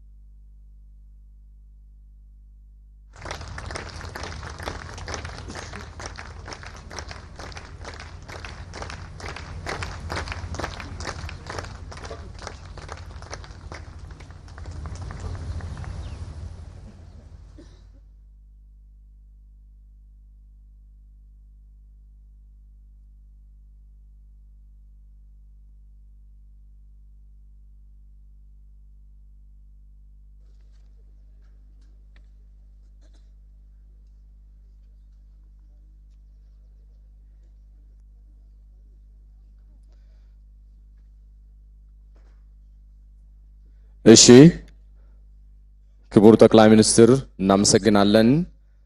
የሽልማት መርሃ ግብሩን ጥቂት ማብራሪያ ለመስጠት ያክል ዛሬ ሽልማት የሚበረከትላቸው ኢትዮጵያ ለደረሰችበት ሰላም አስተዋጽኦ ላበረከቱ ግለሰቦች ይሆናል። ሽልማቱ 3 አይነት ሲሆን የመጀመሪያው ተሸላሚዎች ሰርቲፊኬት ይበረከትላቸዋል። ሁለተኛ ተሸላሚዎች ደግሞ ሰርቲፊኬትና ሌላ ተጨማሪ ሽልማት ይበረከትላቸዋል። ሶስተኛ ተሸላሚዎች ደግሞ ልዩ ሽልማት ይበረከትላቸዋል። ይህንን ሽልማት ያዘጋጁልን የሀገር ልጆች ወርቃማ እጆች ወይንም ቀራጺያን ናቸው።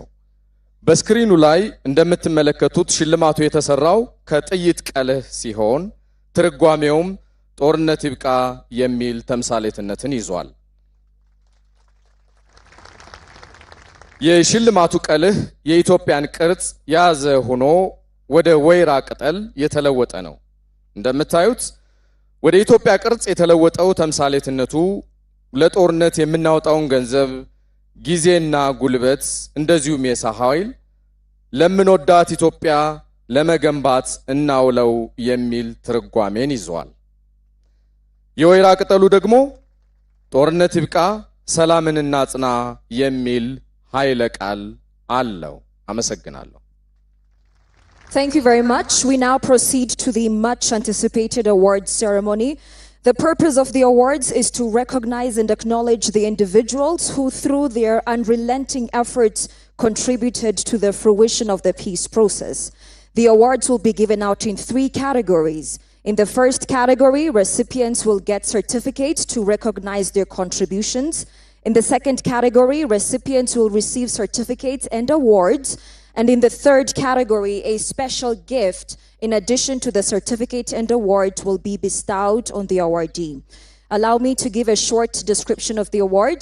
This award has been prepared for recipients that have contributed to Ethiopia's peace. The award has been made from bullet casings to state enough with war. I would like to emphasize that the awards are handmade by local artisans. And as you can see displayed on the screen, the bullet casings have been molded to take the shape of Ethiopia with an olive branch laying across it. The shape of Ethiopia in bullet casings is meant to symbolize our aspirations to convert the money, time, and human resources spent on war towards building Ethiopia.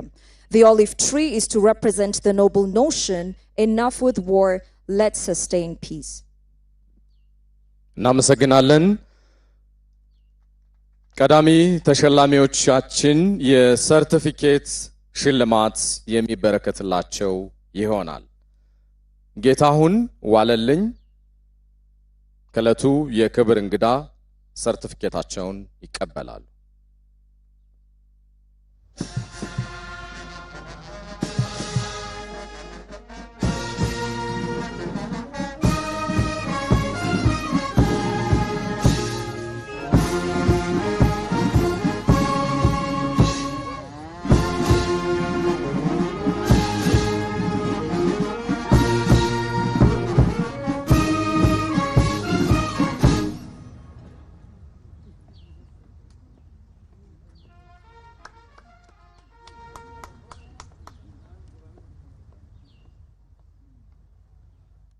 እናመሰግናለን። እንኳን ደስ ያለዎት። ቀጣይ የሰርቲፊኬት ተሸላሚያችን ናዝራዊት ኢዮብ ይሆናሉ።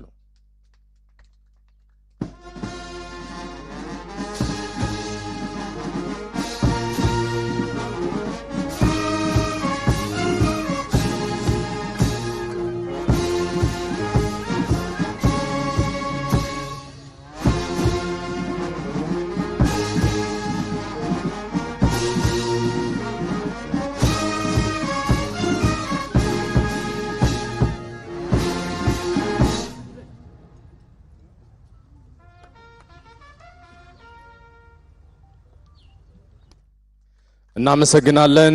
እንኳን ደስ ያለዎት። The second category is certificates plus awards. I would like to call upon Ambassador Xue Bing.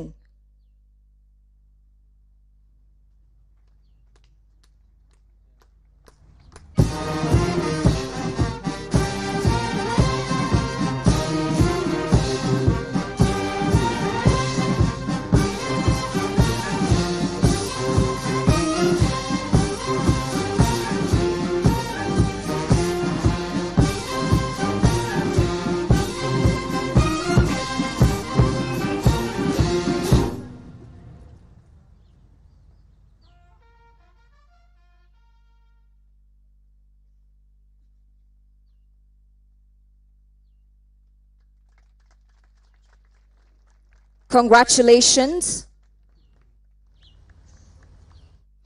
Annette Weber.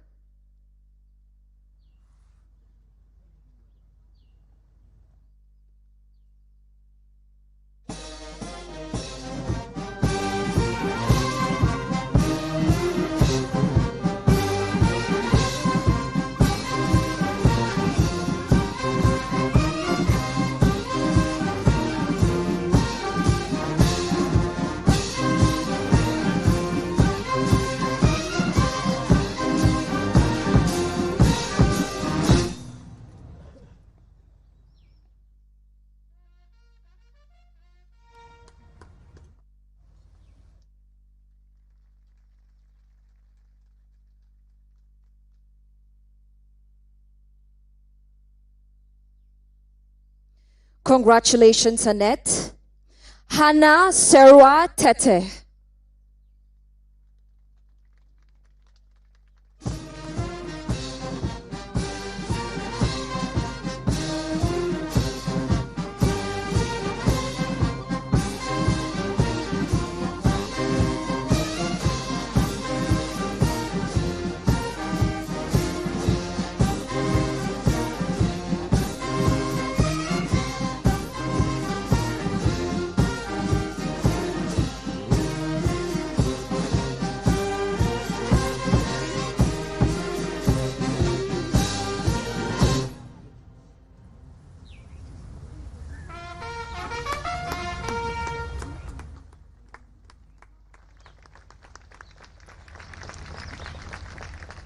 Congratulations, Ambassador Michael A. Hammer.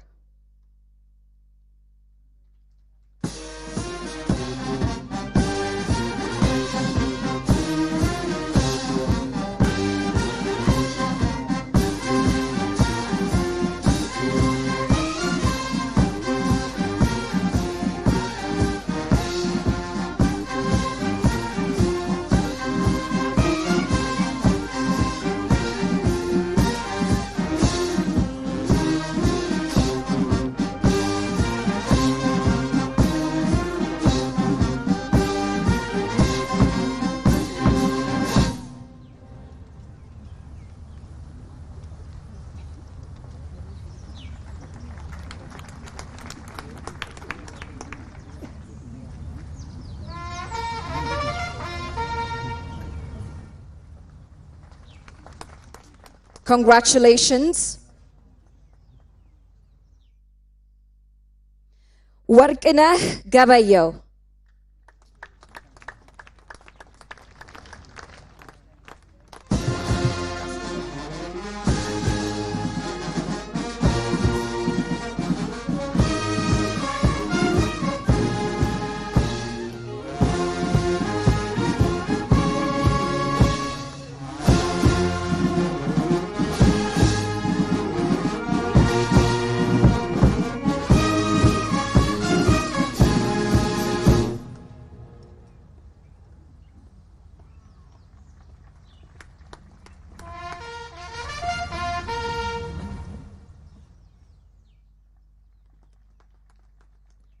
Congratulations, Ambassador Dr. Workineh Gabayo.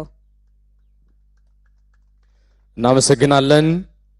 በመቀጠል የሰርቲፊኬትና የተዘጋጀው ልዩ ሽልማት የሚቀበሉልን ከዚህ እንደሚከተለው እጠራለሁ። ፍስሐ ሀብተ ጽዮን የሚቀበሉላቸው ኮሎኔል ገብረ እግዚአብሔር ይሆናሉ።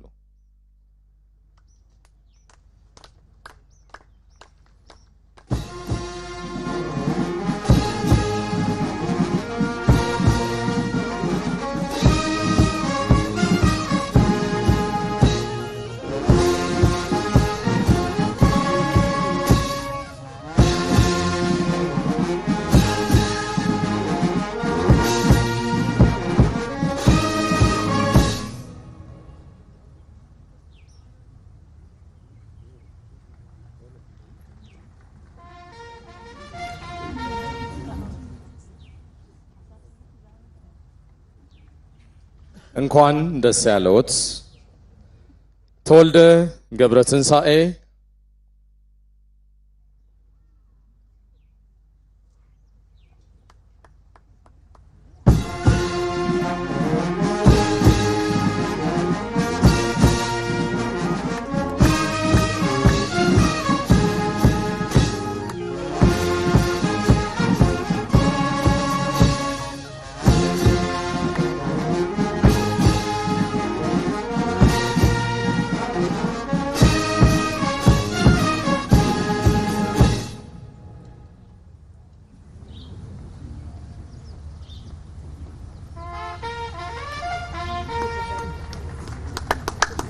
እንኳን ደስ ያለዎት እዛው ይቆዩና የካሳ ገብረ ዮሐንስን ሽልማት በዛው ይቀበሉልናል።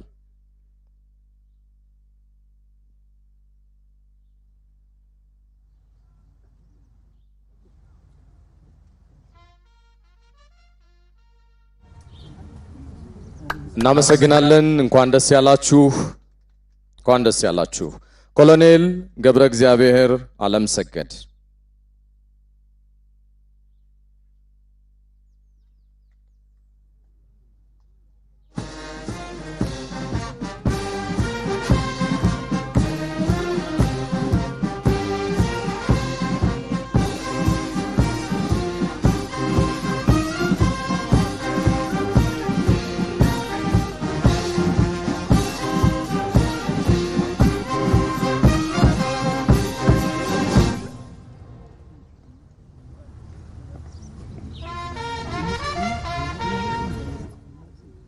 እናመሰግናለን። እንኳን ደስ ያለዎት አሰፋ አብርሃ።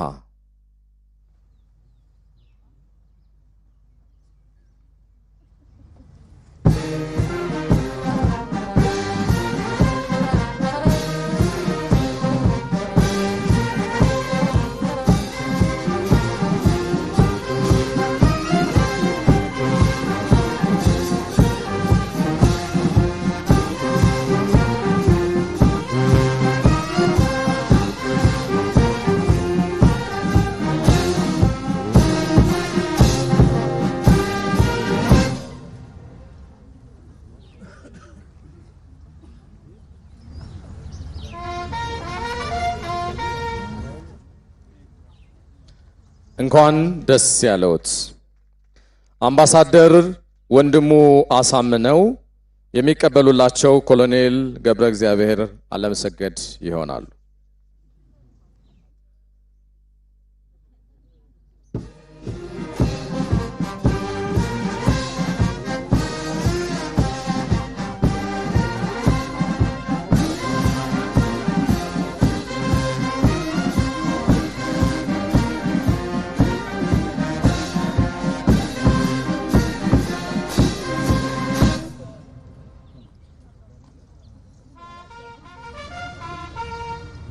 እንኳን ደስ ያለዎት ሌተናል ጀነራል ጻድቃን ገብረ ትንሳኤ።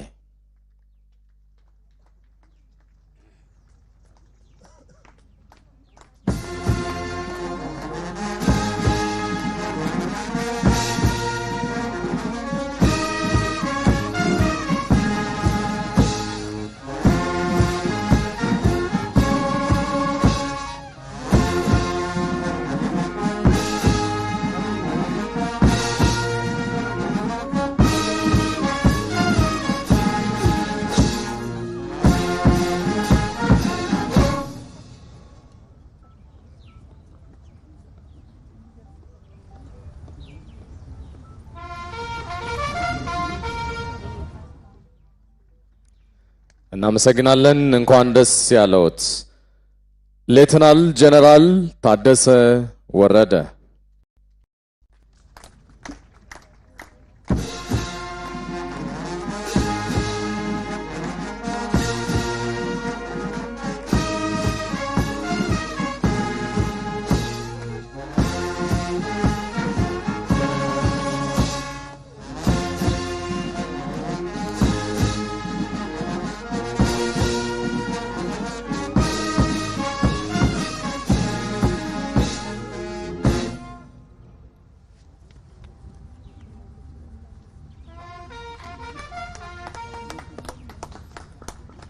እንኳን ደስ ያለዎት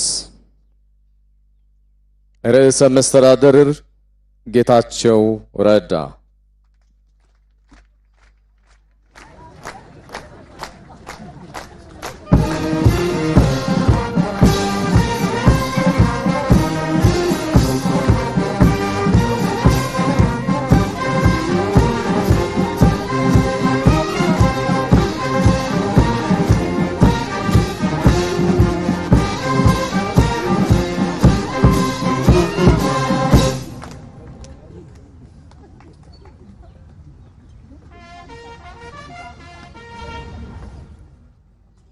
እንኳን ደስ ያለዎት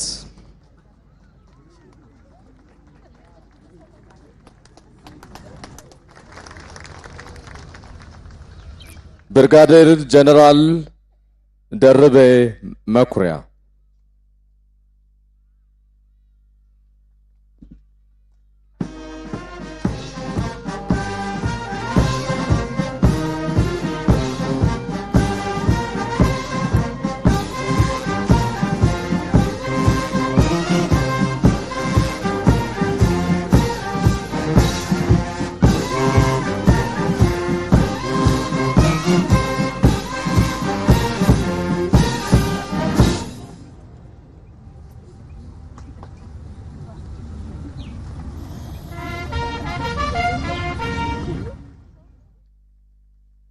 እንኳን ደስ ያለዎት ሜጀር ጀነራል ተስፋ ያያሌው።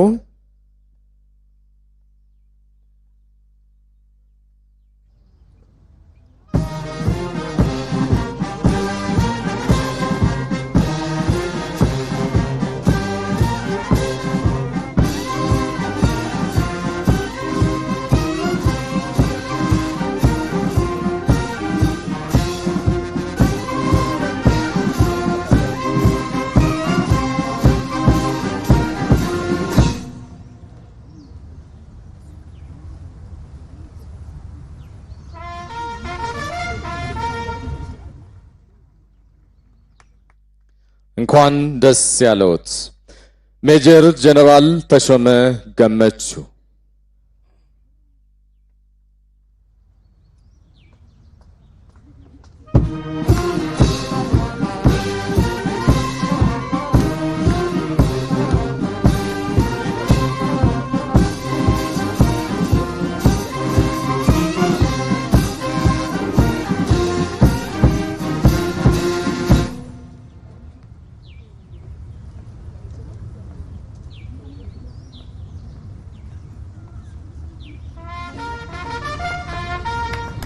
እንኳን ደስ ያለዎት ሌፍተናንት ጀነራል ብርሃኑ በቀለ አልተገኙም። ለጊዜው ሽልማቱ ባሉበት የሚደርሳቸው ይሆናል።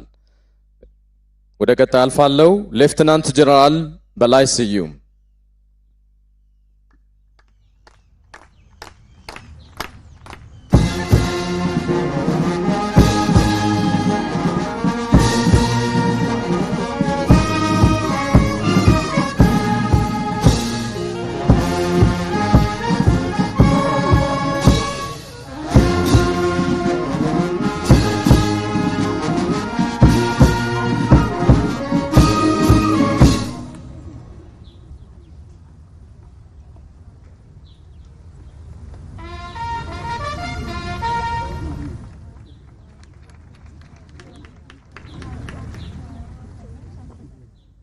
እንኳን ደስ ያለዎት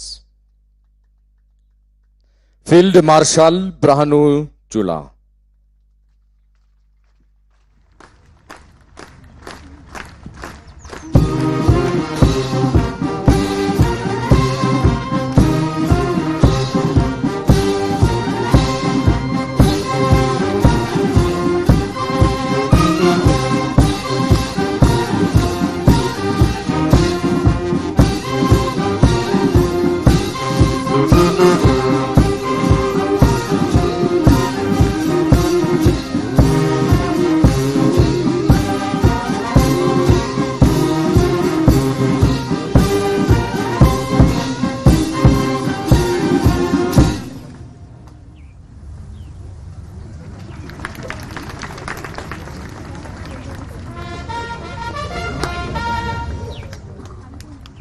እናመሰግናለን። እንኳን ደስ ያለዎት። ቦንሳ እውነቱ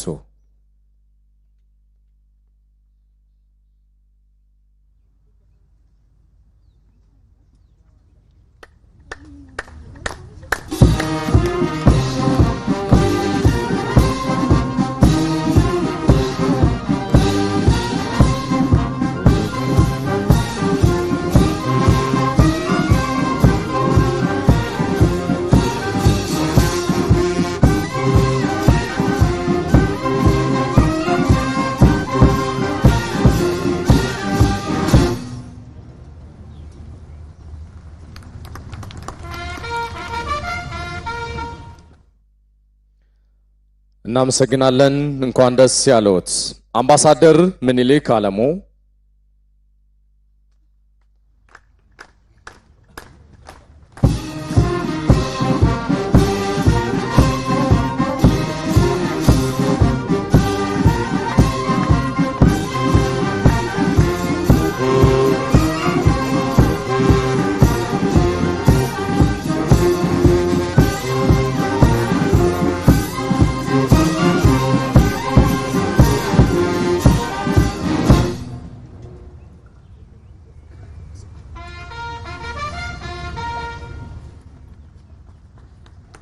እንኳን ደስ ያለዎት አምባሳደር ባጫ ደበሌ።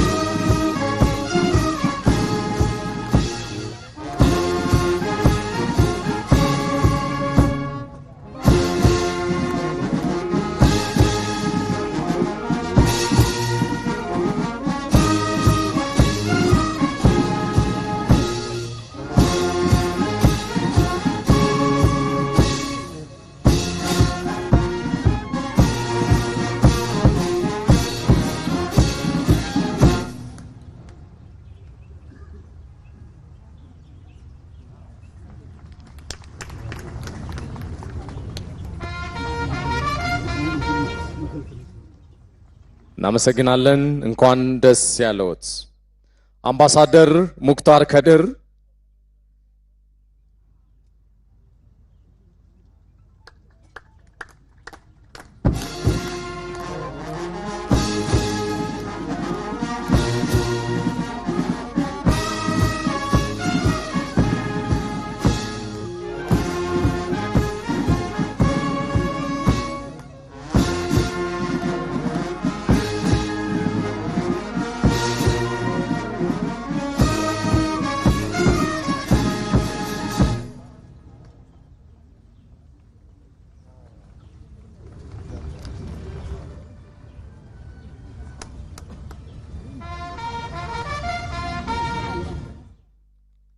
እናመሰግናለን።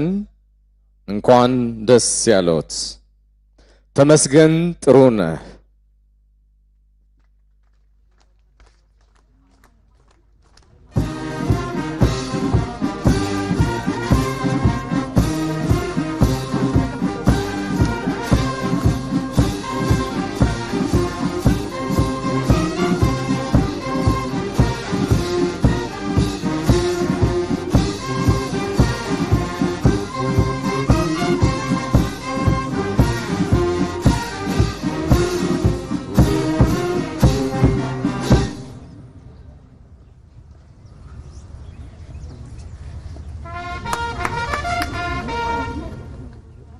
እናመሰግናለን። እንኳን ደስ ያለዎት ዶክተር ጌታቸው ጀንበሬ።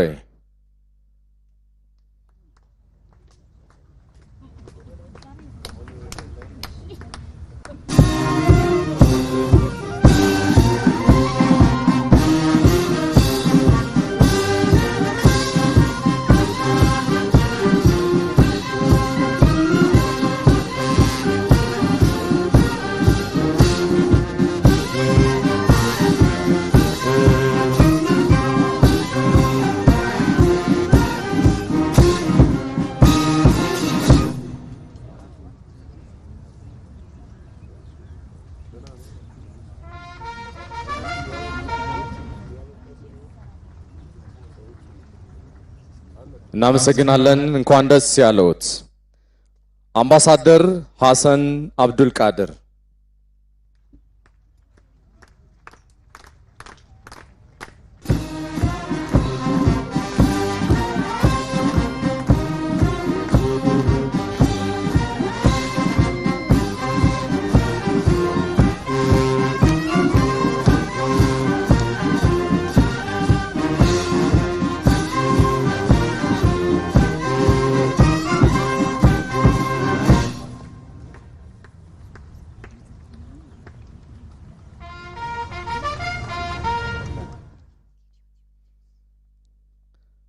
እናመሰግናለን። እንኳን ደስ ያለዎት ዶክተር ጌዲዮን ጢሞቴዎስ።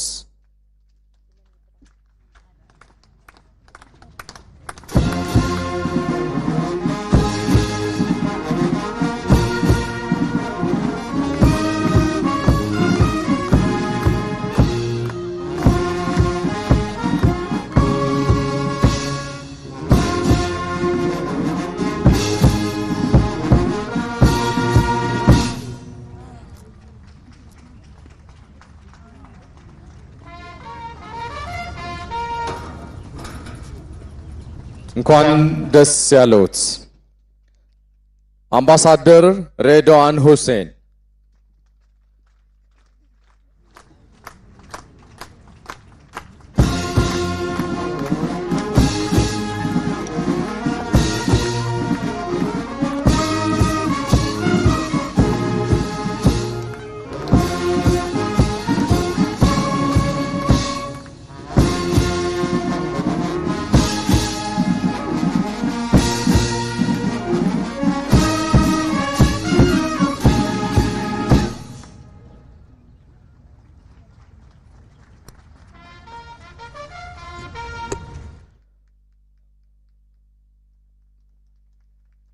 እናመሰግናለን። እንኳን ደስ ያለዎት። The next recipient of the Certificate Plus Award is the African Union Commission. The African Union Commission Award and certificate goes to the Commission for providing African solutions to African problems, and on behalf of the following individuals whose names must be called out for the contribution to the peace process through technical support, assistance, monitoring, and evaluation.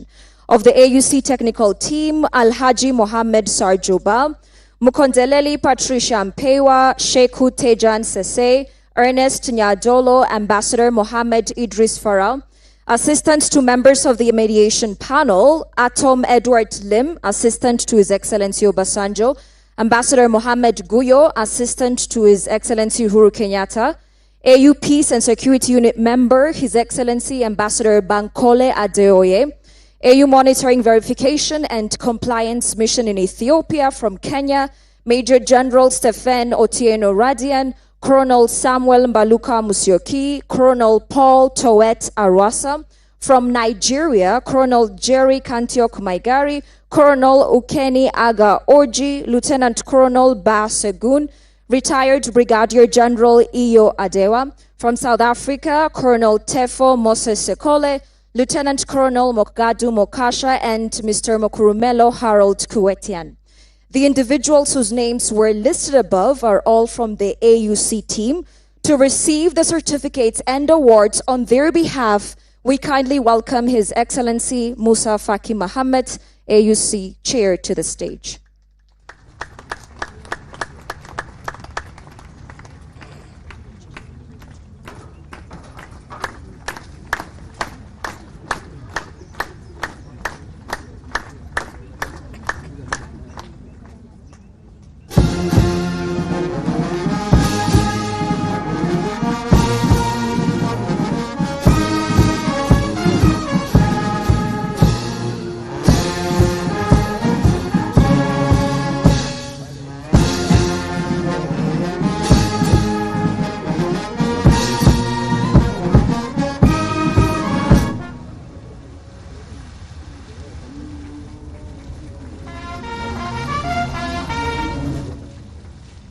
Congratulations and thank you to you as well, Your Excellency Musa Faki Mohammed, AUC Chair, for your contribution to the peace process. The next certificate plus award recipient is Her Excellency Phumzile Mlambo Uka.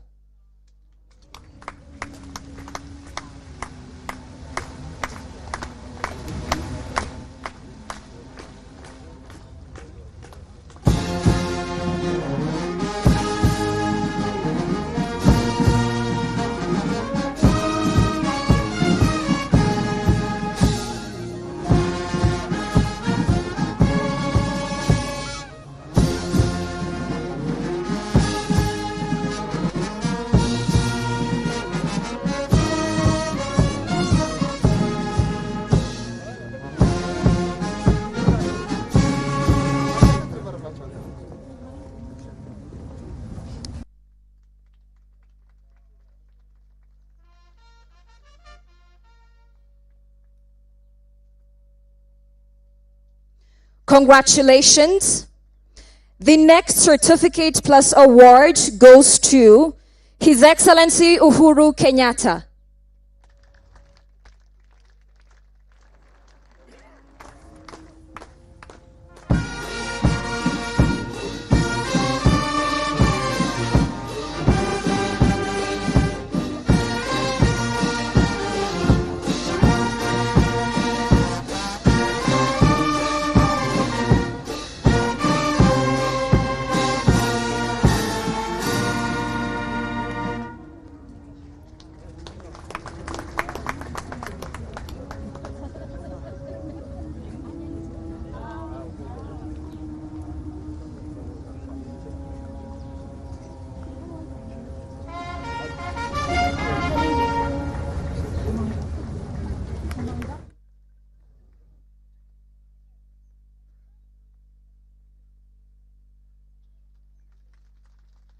Congratulations, Your Excellency Kenyatta.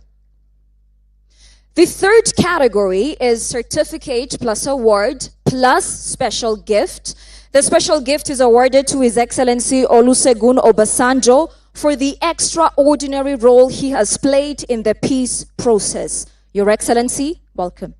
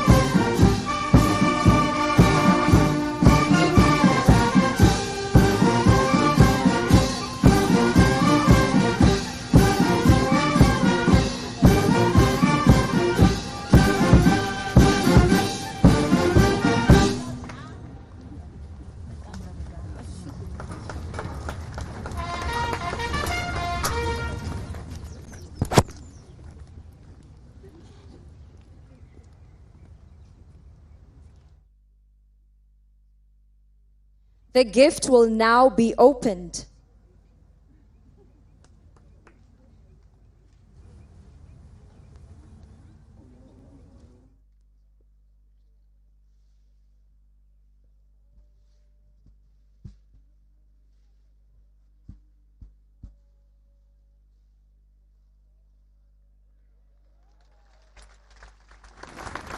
As you can see, the special gift is a leather painting of His Excellency Obasanjo made by one of Ethiopia's renowned artists. Congratulations, Your Excellency, and thank you for your contributions to the peace process.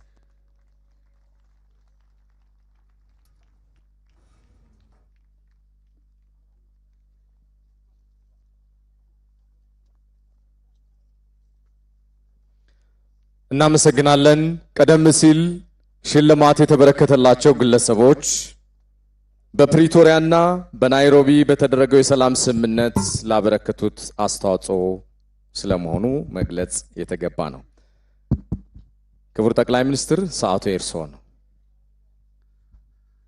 የተከበሩ ሙሳ ፋኪ መሐመድ የአፍሪካ ህብረት ሊቀመንበር፣ የተከበሩ ፓፓ ኦባሳንጆ የዚህ የሰላም ሂደት ሰብሳቢና ልዩ ሚና የተጫወቱ አባት፣ የተከበሩ ኡሁሩ ኬንያታ የቀድሞ የኬንያ ፕሬዝዳንት፣ የተከበሩ ምክትል ፕሬዝዳንት ኡማላምቦ፣ የተከበሩ የደቡብ አፍሪካ ውጭ ጉዳይ ሚኒስትር ዶክተር ፓንዶር፣ የተከበሩ የህዝብ ተወካዮች ምክር ቤት አፈ ጉባኤ ታገሰ ጫፎ፣ የተከበሩ የፌዴሬሽን ምክር ቤት አፈ ጉባኤ አቶ አገኘው ተሻገር፣ የተከበሩ የጠቅላይ ፍርድ ቤት ፕሬዝዳንት አቶ ቴዎድሮስ ምህረት፣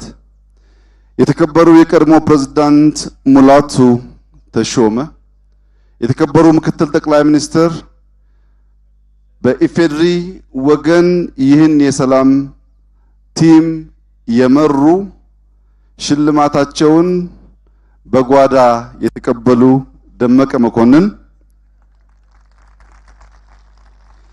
የኢጋድ ዋና ጸሐፊ ዶክተር ወርቅነህ ገበየው፣ የተከበራችሁ የክልል ርዕሳነ መስተዳድሮች፣ በተለየ መንገድ የትግራይ ክልል ርዕሰ መስተዳድር ጌታቸው ረዳና ከትግራይ የመጣችሁ ልኡካን፣ የሀገር ሽማግሌዎች፣ የእምነት አባቶች፣ በዚህ ስፍራ የተገኛችሁ ታዳሚዎች፣ ፈጣሪ እንኳን ይህችን ቀን በጋራ ሳየን፣ እንኳን ደስ ያላችሁ ልላችሁ እወዳለሁ።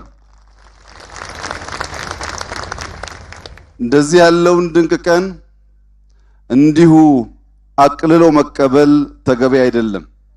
ካለፍንበት መከራ አንጻር ይህንን ቀን የሰጠን ይህንን ቀን እንድናይ ያደረገንን ፈጣሪ መላው የኢትዮጵያ ሕዝብ እንዲያመሰግን ከአደራ ጭምር ላሳስብ እወዳለሁ። ጠብ አቁሞ ሰላም ለመፍጠር በቂ ያልሆነ ምክንያት፣ ትክክለኛ ያልሆነ ጊዜ የለም። ሰላም ምክንያት አይፈልግም። ሰላም የተለየ ጊዜም አይፈልግም። በዚህም ምክንያት ዛሬ እየሆነ ያለው የሰላም መቋጫ፣ የምስጋናና የአዲስ ምዕራፍ መጀመሪያ ማብሰሪያ ዕለት ምክንያትም የተገደበ ጊዜም ሳይሆን ዛሬውኑ መሆን ያለበት እንደሆነ ይሰማኛል። ጥላቻ ያፈርሳል፣ ያናቁራል፣ ያገፋፋል። ፍቅር ይገነባል፣ ያሳስባል፣ ያስቃል። ጦርነት ያወድማል፣ ይገላል፣ ያፈርሳል። ሰላም ያለማል፣ ያበለጽጋል። ወጥቶ መግባትን በቀለለ መንገድ እንዲቻል ያደርጋል። ጦርነት ጨለማ ነው። ጦርነት ክፉ ነው። ከአፍ የሚወጣው ከአፈሙዝ የሚወጣው ውስጥንና ስጋን የሚገል ነው። ሰላም ብርሃን ነው። ሰላም የነገር ሁሉ መጀመሪያ ነው። ስለሆነም ለዚህ ሰላም ቀን እንድንበቃ ያደረጋችሁ ግለሰቦች፣ ቡድኖች፣ ወዳጅ ሀገራት ኢትዮጵያ ከነበረችበት ጨለማ ወደሚገባት ብርሃን ለመሸጋገር ፈቅዳ የጀመረችበት ዕለት ስለሆነ እንኳን ደስ ያላችሁ ለማለት እወዳለሁ። እኛ ኢትዮጵያውያን በቂ የጦርነት ታሪክ አለን። የበቃና የሚነገር የሰላም ታሪክ ግን የለንም። መሆን የሚገባው ጦርነት በሁለት ሰላሞች መካከል የሚፈጠር ሁኔታ መሆን ሲገባው፣ ለኛ ለኢትዮጵያውያን ግን ሰላም በሁለት ጦርነቶች መካከል የሚገኝ እፎይታ ብቻ ሆኗል። የረዘመ ሰላም፣ አልፎ አልፎ ግጭት የተለመደ ቢሆንም የኛ የኢትዮጵያውያን ግን የበዛ የማይፈለግ ጎጂ ጦርነትና አልፎ አልፎ የሚገኝ የሰላም እፎይታ ብቻ ሆኗል። የተከበራችሁ ኢትዮጵያውያንና ታዳሚዎች 2 ዓመት ከመዋጋት 20 ዓመት መወያየት ይሻላል። 2 ዓመት ስንዋጋ ብዙ እናወድማለን፣ ብዙ እንገላለን፣ ውስጣችን ይሞታል፣ የመፍጠር አቅማችን ይዳከማል። 20 ዓመት ስንወያይ የፈለግነው የተመኘነው ባጭር ያልተከወነ ይሆናል። ነገር ግን በሂደቱ ሰው ሳንጎዳ ንብረት ሳናወድም ለመማር እድል የሚሰጥ ስለሆነ ኢትዮጵያውያን እንንቃ። በውይይት በምክክር ችግሮቻችንን መፍታት የስልጣኔ ሀሁ እንደሆነ እንገንዘብ። ከምክር ይልቅ መከራ የሚመክረው ህዝብ አንሁን። እኛ ኢትዮጵያውያን በምክክር በውይይት ችግራችንን መፍታት ተስኖን መከራ በሚያስከፋ ሁኔታ የሚያስተምረን ሞኝ ህዝቦች አንሁን። በዚህም ብዙ እናጣለንና ትናንት ብዙ አምልጦናል። ብዙ የተበላሹ ነገሮች አሉ። ነገር ግን ከተበላሸው ትናንት የተሻለ ነገ፣ ያማረ ነገ፣ የተዋበ ነገ፣ ተስፋ ለትውልድ የሚሰጥ ነገን መፍጠር እንችላለን። ትናንትናን እያሰብን ቁስል እያከክን የምንቆም ሳይሆን ትናንትናን ተሻግረን የተሻለ ነገር ለመፍጠር የምንተጋ የምንሰራ እንድንሆን አደራ ልላችሁ ፈልጋለሁ። ይቅርታ ማስቀረት ነው። ጦርነት ማስቀረት፣ ስድብ ማስቀረት፣ መገፋፋትን ማስቀረት የይቅርታ ዋነኛ ተልእኮ ነው። እርቅ ግን ማረም ነው። ዛሬ ይቅርታና እርቅ ስለሆነ ማስቆም ብቻ ሳይሆን ወደ ኋላ የተበላሸውንም ማረም ይጠበቅብናል። የተሰበረ መጠገን፣ የቆሰለን ማከም፣ መብል የተቸገረን ማብላት፣ ትናንትናን በተሻለ ፍቅር ማደስና ማስቀጠል የሚያስችል መሰረት መጣል ይኖርብናል። የተከበራችሁ ታዳሚያን፣ መላው የኢትዮጵያ ሕዝብ በውጊያ የላቁ በጀብድ የደመቁ በሀገር ፍቅር ያሸበረቁ ለሀገር የሚበቁ ዘውትር የነቁ ኢትዮጵያንም በልባቸው ያነገሱ አይተኬ ሕይወታቸውን እንኳ በኢትዮጵያ የማይደራደሩ የበቁ የጸጥታ ኃይሎች አሉን። እነዚህ በሙያቸው በእውቀታቸው ሀገራቸውና ሕዝባቸውን እንዲጠብቁ ከአፈሙዝ ጋር የሚያያዘውን ሥራ ለነሱ እንተውላቸው። ለነቁ ለበቁ አገር ለሚወዱ የጸጥታ ኃይሎች ዲሞፍቶር ትተን እኛ ሞፈር እናንሳ። ሁሉም ዲሞፍቶር አንሺ ከሆነ ሞፈር የሚጨብጠው እጅ ያጣል። ኢትዮጵያ የሚያስፈልጋት ሞፈር ነው። በእርግጥ የሚጠብቋት የተማሩ የነቁ ዲሞፍተር የጨበጡ የሚያስፈልጓት ቢሆንም ብዙዎቻችን ግን ሞፈር የምንጨብጥና ሞፈር የሚጨብጡትን የምንደግፍ ብንሆን ከልመና ነፃ እንወጣለን። ማንዴላ በሕይወቴ ተሸንፌ አላቅም ይላሉ። በገጠሙኝ ፈተናዎች ባለፍኩባቸው ተግዳሮቶች አንዳንዴ አሸንፌያለሁ፣ ብዙ ጊዜ ግን ተምሬያለሁ ይላሉ። የገጠመን ፈተና ያሸነፍንበት ብለን የምንኮራራበት ባይሆንም እንደ ኢትዮጵያውያን የተማርንበት የምንማርበት የምንሻገረው ግን ሊሆን ይገባል። እጅግ በቂ የሆነ ትምህርት ያገኘንበትን የጥፋት ጊዜ ስላሳለፍን ከእንደዚህ አይነት ተግባር ተቆጥበን ተምረን ልጆቻችን የሚቀጥለው ትውልድ ያማረች ያሸበረቀች የምትሰጥ ኢትዮጵያን መውረስ እንዲችል ከጥላቻ ከመገፋፋት ከመዋጋት ራቅ እንድንል በታላቅ ትህትና አደራ አላችሁ እፈልጋለሁ። ኢትዮጵያውያን አንድ አባባል አላቸው። ሲታረቁ ከሆድ ሲታጠቡ ከክንድ ይላሉ። እኛ ስንዋጋ ከልባችን ነበር የተዋጋ ነው። ከዛሬ ጀምሮ ግን ከልባችን መታረቅ ይኖርብናል። ኢትዮጵያውያን በጦርነት ጀግኖች መሆናችንን ዓለም ይመሰክራል። በሰላም ጀግኖች ለመሆን ግን ከልብ መታረቅ ብቻ ሳይሆን የተጎዳው ሁሉ ወገኔ ነው ብለን በሙሉ ልብ በአንድነት እንድንሰራ ያጎድልነውን ያበላሸነውን ባጠረ ጊዜ እንድንሞላ ሁላችሁንም በታላቅ ትህትና ልጠይቃችሁ እፈልጋለሁ። ዛሬ የመረጃ ምንጭ ብዙ ነው። ብዙ ሰዎች መረጃ ማመንጨት ይችላሉ። በዚህም የተነሳ ጠዋት ተገናኝታችሁ ከተስማማችሁ በኋላ ከሰዓት ሰዎች ሐሳባቸውን ይቀይራሉ። ዲሲሽን ውሳኔ መነሻው መረጃ ነው፣ ኢንፎርሜሽን ነው።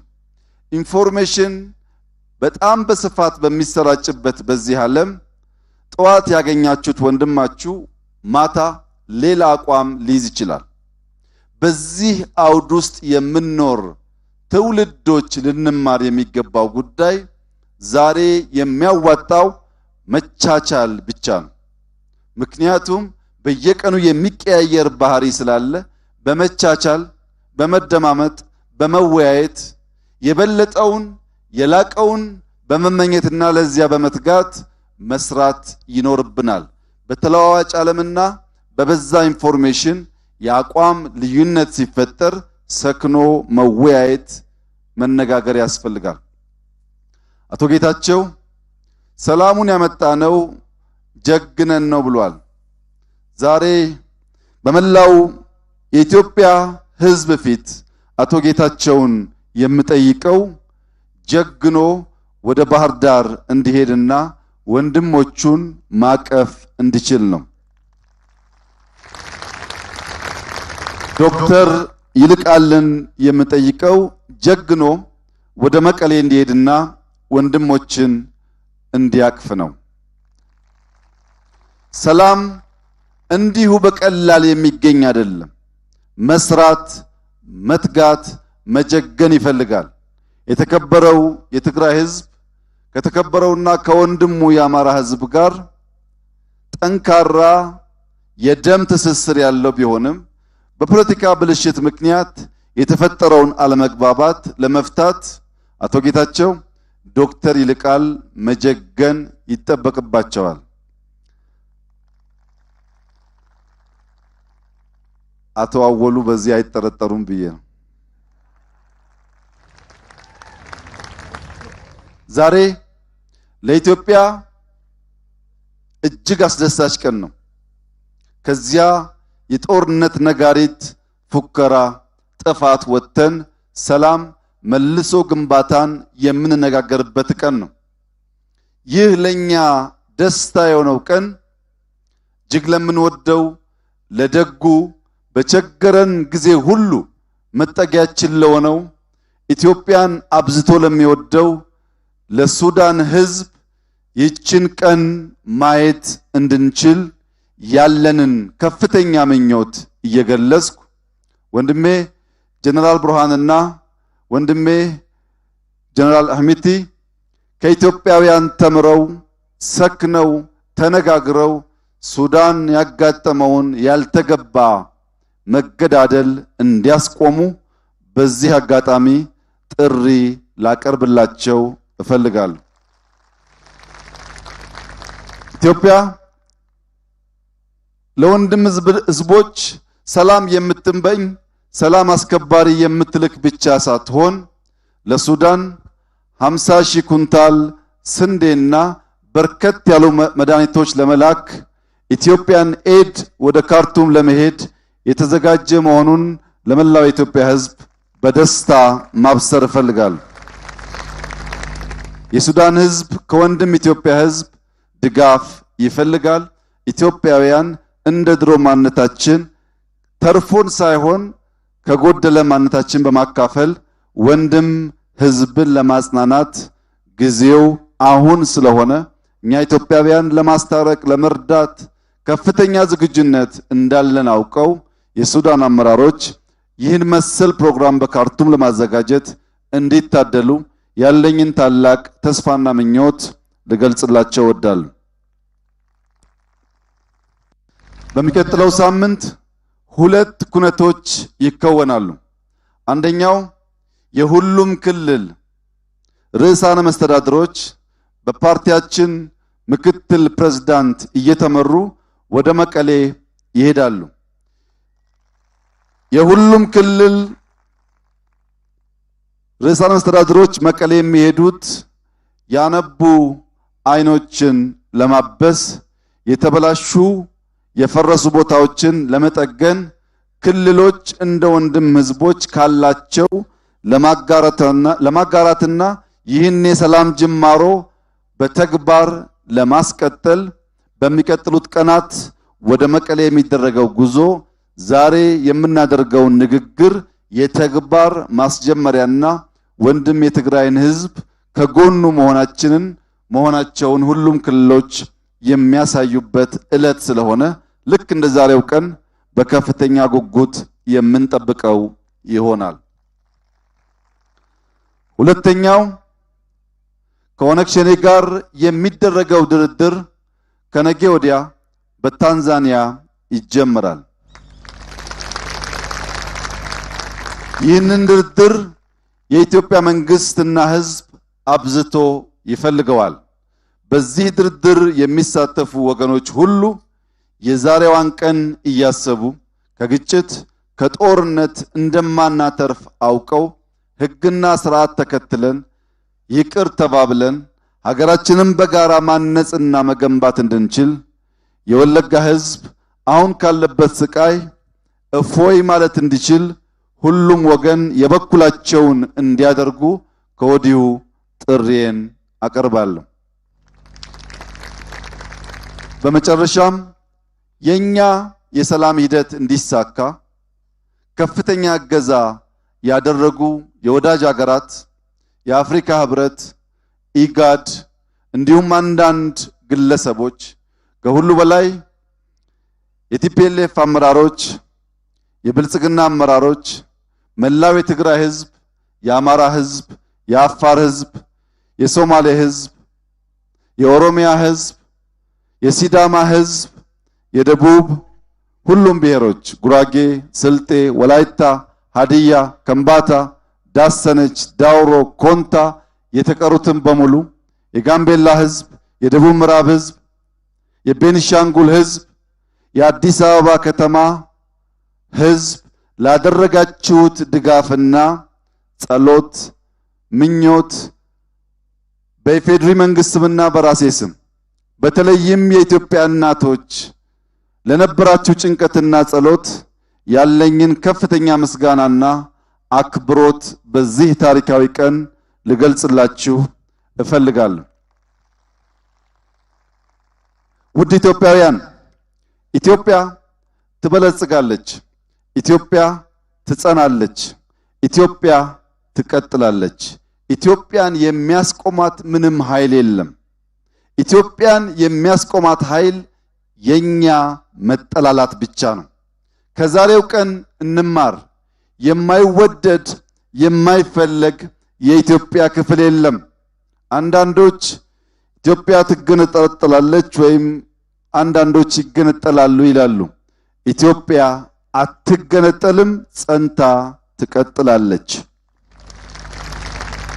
ይልቁንም ለልማቷ፣ ለመጽናቷ፣ ለአንድነቷ የሚያስፈልጋትን የቀራትን ለማግኘት አብዝታ ትሰራለች።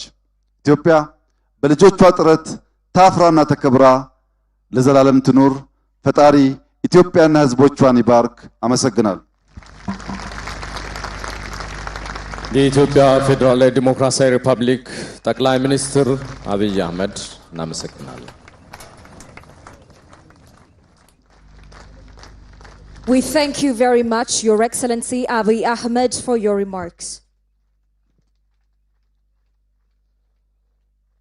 ጦርነት ይብቃ ሰላምን እናጽና የሚለው ልዩ መርሃ ግብራችን ማሳረጊያ የሚሆነው የኢትዮጵያን ብሔራዊ መዝሙር በመዘመር ይሆናል።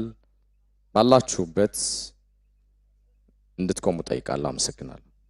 We shall now sing the national anthem of the Federal Democratic Republic of Ethiopia. May we please rise from our seats and stand to attention.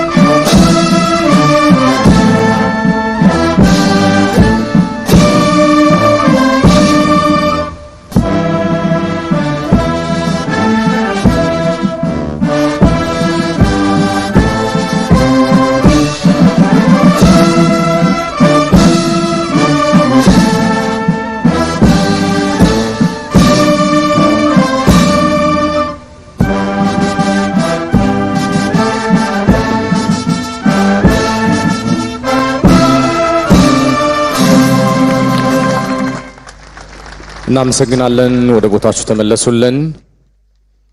ቀደም ሲል የአዲስ አበባ ዩኒቨርሲቲ መምህራን ተማሪዎች እጅግ በጣም ልዩ መልእክት ያለው ሙዚቃዊ ድራማ አሳይተውን ነበር። አሁን ደግሞ የሰላም እርግብን ይለቁልናል። Excellencies, ladies and gentlemen, as we proceed to the end of our program, we hereby conclude by the message symbolized by the release of doves. Enough with war, let's sustain peace. The youth from Addis Ababa University who presented the musical will release the doves.